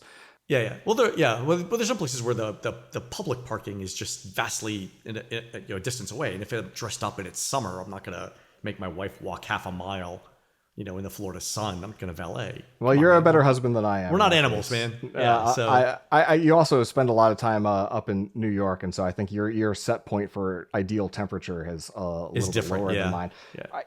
Yeah. But that's what I think they could do. Like, we want a couple of unique experiences and some amount of personalization. And I think if they do that, there's a price point to be found where it's still a mass market then. Because Disney's all about this. If they can turn enough people around, like they do the Bippity Boppity Boutique, where your little girl can get a princess updo. They tried to make that a thing for boys with like the pirate makeovers, and with varying levels of success. And of course, there's scheduling snafus and difficulty there. But there's one other aspect to like what typically like a profit-seeking corporation wants, other than just the repeatability, the consistency, and the margin per person. But like they want to see volume, right? Like these parks attract tens of thousands of people every day, and something that you can like at maximum squeeze 200 people into per day is like probably not going to move the needle in absolute terms relative to the rest of the park. So what do you have any ideas of like how they could take us? Obviously, that physical plant is only as big as it is. Could they have done anything to actually make it accommodate more humans per hour or at once simultaneously? Well, think about this. If you shrink it from a multi-day experience to a single day experience, you don't need hotel rooms. Which means you can fit more people in the same size facility. Right? True. That's one option there. But just to give you some idea, like I think the fact that you've been on a VIP tour in Walt Disney World, right? Sure, yeah, I'm fancy. Yeah. And we know what those costs are, right? So maximum 10 people, I think maximum price these days is like $9.75 an hour, minimum 7 hours, right? So, you're looking at, north of $6,500. Let's just call it $7,000 just to make the math easy. $7,000 for 10 people for 7 hours, right? So $700 per person. Disney offers that experience at a $700 per person per day per cap, right? So if you could get that, granted you're you're not at the volume of a VIP tour because there's more than 150 VIP tour guides. You can't do that volume. But if you could do 400 people at $1,000 a pop, now you're in sort of the VIP per person revenue range. Yeah, you wouldn't need a full restaurant either. Right? You could do quick service, right? Security becomes much less of a problem because you don't have to protect people overnight. Transportation becomes easier because people can, don't need to. Like if it were to include park admission, and then you could be in kind of the secure zone, like it would be more like switching airport terminals to get there and out. Right, and I'm, we're saying $1,000, right? But ballpark somewhere in there. I think there's a number there where it's an experience like swimming with the dolphins at SeaWorld, where it's $1,000 a day or whatever. Where they could increase the volume and do that too. I think that's possible. Yeah. So the reason that I listen to your podcast, other than the dulcet tones that are just make me feel, no, really, I mean you have a lovely speaking voice. I don't know Thank you. if Appreciate Laurel that. ever tells you that. I love listening to you, and what's the one thing I want to know as a person like listening to the news is like I want you to tell the future for me. It's like why I follow politics. Like I just want to know who's going to win the election, and I like listen every day. I listen every day like a dummy that like I'm going to find out if I like watch the news, which is turns out not true. Because no one really knows the future, right? But Right. you know this company really well. You've got a bunch of little birdies planted in various places, without betraying any confidences. Like, what do you think the future holds for, let's just call it immersive experiences in Walt Disney World Resort or by the Disney Corporation that is significantly less cookie cutter formulaic than what we described earlier with like we just open up new lands now for each movie franchise? Right. I don't know of anything that's even being considered right now, and I think enough people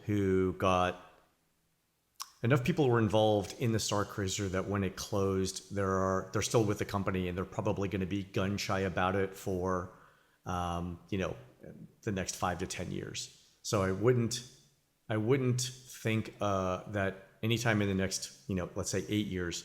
Oh, by the way, sorry, some background. Disney committed in 2024, 23 to spending $60 billion with a B dollars on theme parks and cruise ships over the 10-year period that began then. So they've been kind of cagey about what the decade means. So it could be like until the year 2035. I don't think any of that $60 billion is going to be allocated towards experiences like the Starcruiser. And that's kind of a disappointment because, again, they have so much money that they can afford failures like, and I don't even think it's a failure because I think it's still a success, even though it's no longer here. They can't afford things like the Starcruiser. They can afford things like the Starcruiser to happen again, even though there's no management appetite for it. So I think they could, and they're just not going to because it's too fresh in a lot of people's memories to do it. And I think that's disappointing. I think they should. I think that the thinking of everything in terms of how does its itemized profitability rank up against every other thing I do is very short-sighted. Like one thing that Becky is very keen on all the time is kids these days grow up with Coco Melon and just like whatever YouTube slop is in front of them. And increasingly, you know, just sort of like I cover video games a lot and I follow that industry closely. It's like, what's everyone in the industry talking about right now? It's like, you know, my kid keeps getting older and keeps on playing fucking Fortnite, Minecraft, and Roblox. And they're never thinking like, I want to pick up a PlayStation controller. And increasingly, like who are buying game consoles? It's increasingly 40, 50 year, you know, year old, mostly men. And the phenomenon of like, you know, everyone wants to pick up a console. It's like, so what's going to happen? So, well, it's going to die out. And it's because the industry has failed to make an investment in, you know, attracting younger audiences. The next different thing, right? Yeah. Instead, what do? It's like, well, Microsoft, sure, they bought Activision, but they also bought King. And what is King? It's the Candy Crush company. And like, that's the thing that's really printing money there. And it was like a big part of the acquisition. It's not like they're not doing anything like to try to get like the older folks playing Candy Crush to like maybe subscribe to Xbox Game Pass. Like that, they've kind of given up, right?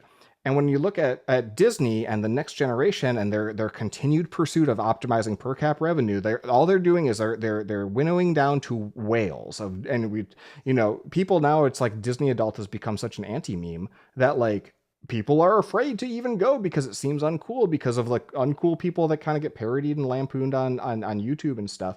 And so like it seems to me like very, very, very short-sighted that they're not like, how do we hook the next generation? Because like the Disney animation hits are not getting any younger. And this to me strikes me as like the kind of like Halo product that could attract by being so new and bold and different that like more young people have experiences like you and I did that are just mind bending. And that's how you get them hooked.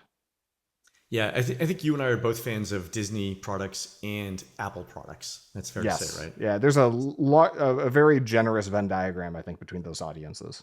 And so the thing that I always come back to, right? So again, putting Disney as a company in perspective, you know, if you look at the annual revenue of Disney, they're basically a nation state, right? Their earnings, I think, if you combine it with Comcast, are basically somewhere between Uzbekistan and Colombia in terms of GDP, right? Nation state, you know, enormous media company, worldwide reach, an army of lawyers and lobbyists who can achieve things with legal documents that other countries can only achieve with tanks and guns, right? So they have an enormous amount of money, basically infinite money, and infinite power. And they also have some of the most creative employees in the world, right?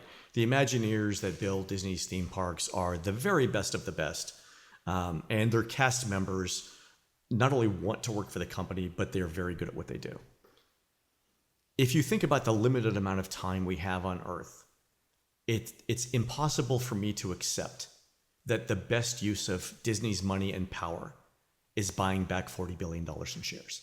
If that's what we're put on this Earth for, I don't want any part of it. Like I don't want to live on this planet anymore. Yeah, GIF. Like the purpose of money is to spend it to improve other people's lives. It's not to give it back to shareholders, right? This is probably why I don't run the Disney company, right? One of the many reasons why, because if that's what the money is for, that doesn't seem like a great life. Man, and here I thought the purpose of money was to load up on video games, vodka, and gummy bears, but, to each their own. No, that's absolutely appropriate, right? So, and my other thing, is this, right? If all we're going to do is play it safe, basically, if we're going to run Disney like a utility, right? Where we're going to be happy with, X% ROI year over year.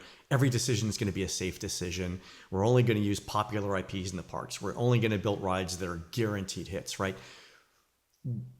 Who in Disney could build the first iPhone? Is there anyone at Disney that could reinvent the phone like Apple did the iPhone? Is there anyone at Disney that has an idea that is going to change the music industry like the iPod did? Right? And if that person exists, are their passions and ideas going to be nurtured or shut down immediately? And right now, the answer is shut down immediately because it doesn't fit the formula. Yeah. So I, this. I used to work for American Express, and I loved working for American Express. My leadership team was excellent, very fact-based organization. I enjoyed my time there. Everyone that I worked with was great. I really, really enjoyed working for American Express. Early on in my career, American Express told us, hey, we're moving from a manager-based thing to a team-based thing where theoretically you could self-direct what you were going to do as part of your job. And so because I'm an idiot and I did not know any better at the time, my first question was, does this mean I get funding for my own ideas and I can set my own agenda? And of course the answer to that was God, no, right? So they wanted us to act like entrepreneurs, but didn't give us any of the freedom that an entrepreneur has. If Disney really wants to grow the business, who are they giving the latitude of an entrepreneur tour to fail like this, right? Because what has to happen to rise to the level of the organization that you have that kind of latitude is what you have to do is you have to happen to be a highly political bureaucratic swamp thing to get up high enough that you outrank enough people that then you can apply this brilliance and creativity as if you're just turning on a dime, and it's not practical. My budget's $1 billion. I'm going to give $2 million to this guy in this corner who has some idea, and we're going to run with it and see what happens. Like, no, they don't do that. They'd be like, oh, well, $2 million, I can buy $2 million. Your story about Amex, my first job was at a Big Four style accounting firm as a consultant, not as an accountant, thankfully, but we had to go through the same goddamn goal setting system as them every year. Yeah. And one of the goal at the top was how many billable hours is your goal this year? And I was like, well, it's a 40-hour week. I think 30 billable hours a week sounds yeah. I mean, I consulted good. For a while. Yeah. To get above half is really I was like 1,600, 1,400. And they're like, well, it's like, do you feel like that's stretching yourself? And I was like, honestly, yeah, because I'm new here. I don't know jack shit about fuck. And they were like, well, the minimum that you're allowed to put is 1,800. And I'm like, well, that's already almost fucking 40 hours a week right there. And they're like, well, if you really want to excel, you could always do more. And then I learned, oh, that's what a goal is, in this kind of corporate American hellscape. Yeah. And again, I have nothing bad to say about my time with American Express. And I've got bad things to say about everything. Yeah. No. I loved working for them. They, I'll tell you this one little thing, just a side thing. During the 2008-2000 financial crisis, I never once questioned whether from my immediate leader, my vice president, all the way through Ken Chenault, the CEO, I never once questioned whether they would do anything as stupid and as fishy as what Enron was doing. It literally never occurred to me, because all of my interactions with my leadership teams, my VP, the VP above them, the SVP, they had such personal integrity. And we're such a fact-based organization. I never once questioned, I never went to sleep at night during the 2008-2000 financial crisis saying, would American Express ever do this? They just never would, right? Just based on my experience with them. So that was great company to work for. And by the way, if anyone listening has kids who are looking for internships, you could do a lot worse than interning for American Express. That's Len at TuringPlans.com. Len at TuringPlans.com. He'll find somebody to hook them up. No, they're great. Fantastic. You mentioned something really important here, because I was talking about guest satisfaction and fostering that kind of loyalty, which Amex does wonderfully, by the way. That's a lot of work. It requires its whole life cycle of, you're basically productizing the relationship at that point. But to your point, fostering the other reason why this sort of thing is an important investment is you're fostering employee attraction and retention. It's the best people want to work on the stuff that looks like the Starcruiser. They don't want to just do a turn the crank. Okay, so now I got to think, I'm a landscaping architect and I got to think what's appropriate landscaping for Pandora versus Cars Land versus, well, what's the horticulture going to look like in Villains Land? That's very, very just turn the crank. Or to go back to your point about, billable hours, right? Like, let's say, so you set your goal, right? Let's say you're at 1,800 hours, minimum. June rolls around, you're starting to look at where you are relative to your annual performance goals, right? And if you're behind on those 1,800 hours, you are not going to spend any time thinking about new products, new development. Every creative thought leaves your body because all that's left is the sheer fear of failure. Yeah, at this point forward, you know that you have to find a client, you have to work on your client project for the next 6 months just to hit the bare minimum for your goal, right? And so that means that the company, there are so many employees in the company who are not investing any time in exploring new business directions. And you could argue, 90% of them shouldn't be doing that, whatever, that's fine. But if you identify X% that should be doing it, are you giving that environment to those X% so they can do it, right? You have to walk the walk along with, talking the talk. I hate that phrase, but yeah. And I don't see that in I don't see that under Bob Iger, current leadership team. I will say that, Josh D'Amaro has been named CEO in the last month. He said a number of things in public that I find super encouraging. So we'll see. But the fanboys and the fangirls are swooning over this guy. His reputation is, whether deserved or not, like people really, really, I think, look to him with a lot of hope that it'll be a sea change. I don't know how you feel in particular. You know what? I have mixed feelings. On the one hand, Josh was over the parks when we started charging for things like Lightning Lane or FastPass. He instituted, the reservation system and kept it in for a very long time. He got rid of Magical Express, right? So a lot of the price increases that have happened in Disney World over the last few years have come from Josh and Josh's team, right? Under his watch. Under his watch, yeah. If not him directly, under his watch. But on the other hand, right, he's now the CEO. So he's never going to get promoted above that, right? He has a lot more freedom than he did under his previous job. But I want to harken back to the thing that gives me hope that he just said. Josh D'Amaro was doing an interview with Harvard Business Review a couple of weeks ago. And they were talking about upcoming changes to this ride called Millennium Falcon Smuggler's Run. And one of the things that he said was, and Josh was around when they built it, by the way, so he was part of the team, the executive team that got this thing built. He said of Millennium Falcon Smuggler's Run, yeah, our guests like it, but they don't love it. And that is typically the candor and the honesty that you get from former CEOs, not future CEOs. And if you've ever been to a Coldstream Creamery, you know that the scale goes like it, love it, gotta have it. That's the third one. And we're not even anywhere. We're not even in spitting distance of the gotta have it. Yeah. And so but the fact that he was willing to say that on the record in public before he actually became the CEO, I mean, this is the next one, right? Signals to me that give me some hope, right? That we can talk honestly about things. Right. One thing that I've heard as part of I've had the opportunity now to coach a couple companies through executive transitions just in my role as a consultant. And there have been a couple cases where strategically we know the outgoing leadership knows and agrees with what is the right policy change, right? Or the employee change or whatever needs to happen. And they know that they could do it on their way out the door, but it would be much smarter to give the new guy a win.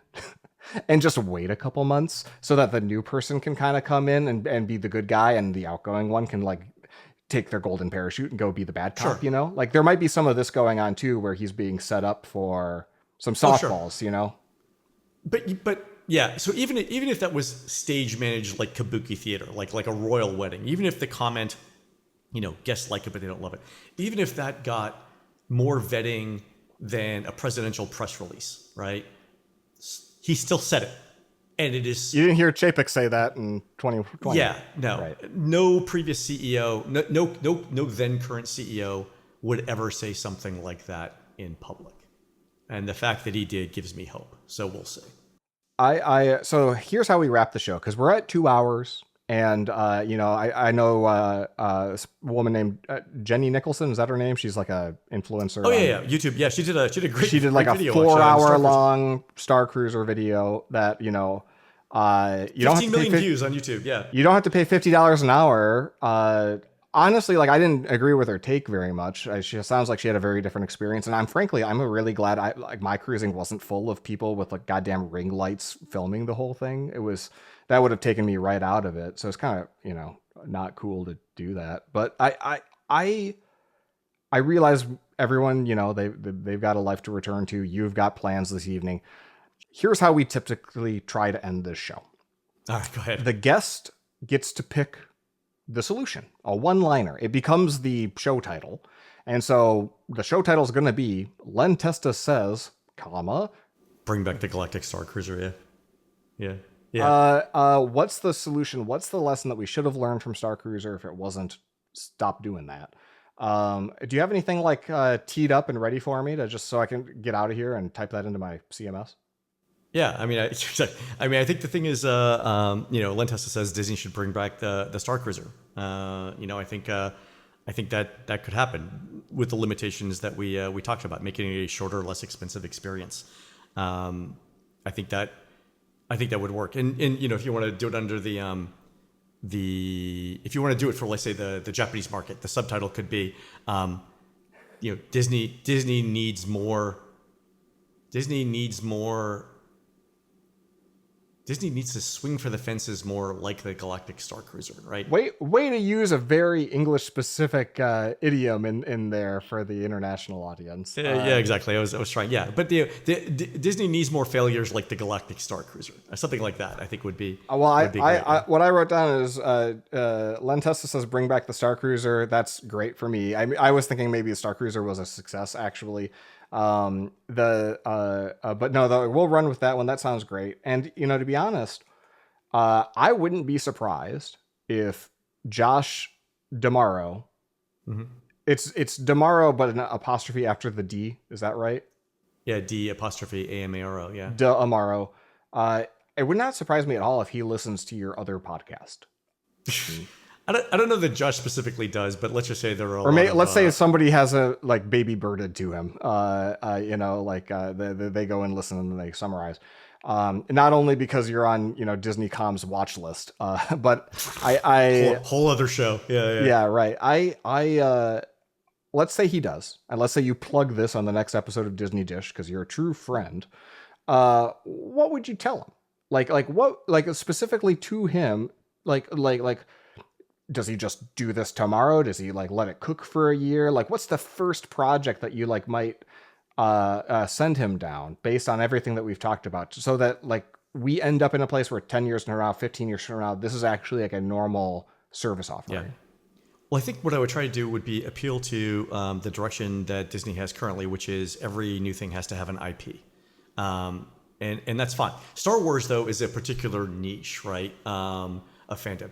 But if you think about all of the other movies and TV shows and stuff that Disney owns, you could invest. You could do something similar with other IP. And the one I want to go back to is the Haunted Mansion one, right? Whatever base of fans the Star Wars universe makes up, I think the people who are fans of the Haunted Mansion are at least as large, if not larger, right? And there's more family appeal. Boys, girls, grandmothers, grandfathers, whatever, for stuff like that. So if you brought in a family-friendly Disney IP and did that, like Pirates of the Caribbean, let's be pirates for a day, right? Sure, yeah. Or something like that, a Haunted Mansion, something like that. I think that, and at that price point, so you could still have a price point that makes sense. Bring in an IP that is more universally loved. That might be the way forward for that. So, yeah. Another thing that they might do is, a lot of people don't know this, but if you're in the Disney VIP services sphere and you kind of know the whole product catalog, Adventures by Disney is a destination travel ABD program. Yes, that if you know, it's called ABD in jargon terms. But right now, for example, Becky and I have been booked. Oh yeah, you're looking at this. Yeah. Yeah, we've been booked for 2 years now. We keep deferring it because we're never quite in the mood to. Group travel is tough for us. But we're gonna do their Italy itinerary just because we've heard it's a wonderful survey. You get exclusive access. Just your group is the only people in the Sistine Chapel. This kind of thing. This is that would be hard to do solo. Okay, I'm too lazy to line up things. Just 1 second. Yeah. What if, because like, you know, they could take advantage of the real estate and cost arbitrage. Like they bought an island off the coast of Costa Rica from the Jurassic Park people, and they like literally like most dangerous game. Yeah, well, that unfortunately I don't think they own Jurassic Park or Hunger Games, but they do own Indiana Jones. And like, if you actually could set up a like kind of like, like a 3-day, 4-day course with like, you know, real place sort, and then that way it's not a theme park. It's like everyone's got to fly there, and of course it's going to be much more expensive. The ABD itinerary is like they're the one to Antarctica, right? Like we're talking like 20 grand, 30. Like they're used to they go up, and they could just justify that expense. Yeah, I think if they wanted to mass market, it'd have to be somewhere in the United States or somewhere easily accessible, you know, from a major airport in the United States. But I love the idea of ABD doing that, because one of the great things about Adventures by Disney, you don't have to plan anything. So you can show up, they will prep you, and you basically just follow the itinerary. The expectation is you are along for the ride, and if there's something you need to know, like you need to have some clothes on that fit the harness for the zip line, they got that. Yeah, and so in many ways that would actually address one of the big concerns I think that a lot of people had who came into this completely unprepared. You can show up on day one if it's an Adventures by Disney thing, completely unprepared. Like literally, you can show up with one outfit and some sneakers, and be like, I don't have any clothes. What do we do? And they'll make sure that you get, you know, a wardrobe wherever you're going, right? Yeah, like my neighbor Mike, he and his family actually did the Antarctica one, and like they're in Antarctica, and they're like want to get off the ship, and they like want to go and walk on, you know, a seventh continent to cross it off their list. And like he had like an oh shit moment, and then realized, oh yeah, of course they have the snow pants and the coat for me. I'm not bringing my own super expensive gear, you know? Like, yeah, and it doesn't make sense for everyone to buy it and then use it once and then throw it away, right? I mean, just from a cost and environmentality perspective. Which is how you get to the economies of scale, right? Because then you've got a lot of this stuff sort of figured out. So Adventures by Disney. Yeah, I like an ABD. I like an Adventures by Disney idea. They could do it in LA. They could do it in Orlando. Like I said, you could tie it in with a theme park vacation, or one of those much cheaper flyover states where you can use lots of land and. They have to do infrastructure and get cast members there and stuff. Yeah, they could do it. Vegas, you could do it in Vegas. Sure. Yeah. So yeah, I think with those ideas, you know, your ideas, my ideas, I think it could work. So the main thing I think I want to do is like, we shouldn't let the failure of something like the Galactic Starcruiser prevent us from doing Starcruiser-like things in the future, because we need to get those new iPhones. We need to get, you know, a new iPhone idea. We need to reinvent the music business like the iPod did. We need to make sure that someone's doing that sort of thing. And we both know well, like you learn a lot more from failure than from success. And that's why it's so important when something fails that everyone takes away the right lesson. And so that I think a lot of your takeaways are great. I think these are wonderful ideas. I think that they should hire us at a very high hourly rate as consultants for the project. Len will work for free, but I'm $5.99 and up. Yeah, you're actually cheap by Disney expert standards. I would multiply that by at least 10%. Yeah. No foot stuff, but otherwise I'm completely available for whatever they need. All right. Well, you're already automatically excluding a certain percentage of the market with that. But sorry to hear. I do. They're well shaped. They're a little wide. It's a 10D, maybe a 10E. They used to be bigger, but you know, I lost some weight. All right. Well, we should probably go. I think we've solved the problem. Len Testa says Disney should bring back the Starcruiser. More things like the Starcruiser. Yeah, exactly. Maybe they'll do it. I don't know. Let's hit the. I'm gonna hit the music button, and then you get to dance one more time. All right, here we go. Yeah. No wonder Laurel fell in love with you. Exactly. Yeah. You're adorable. All right. That's enough.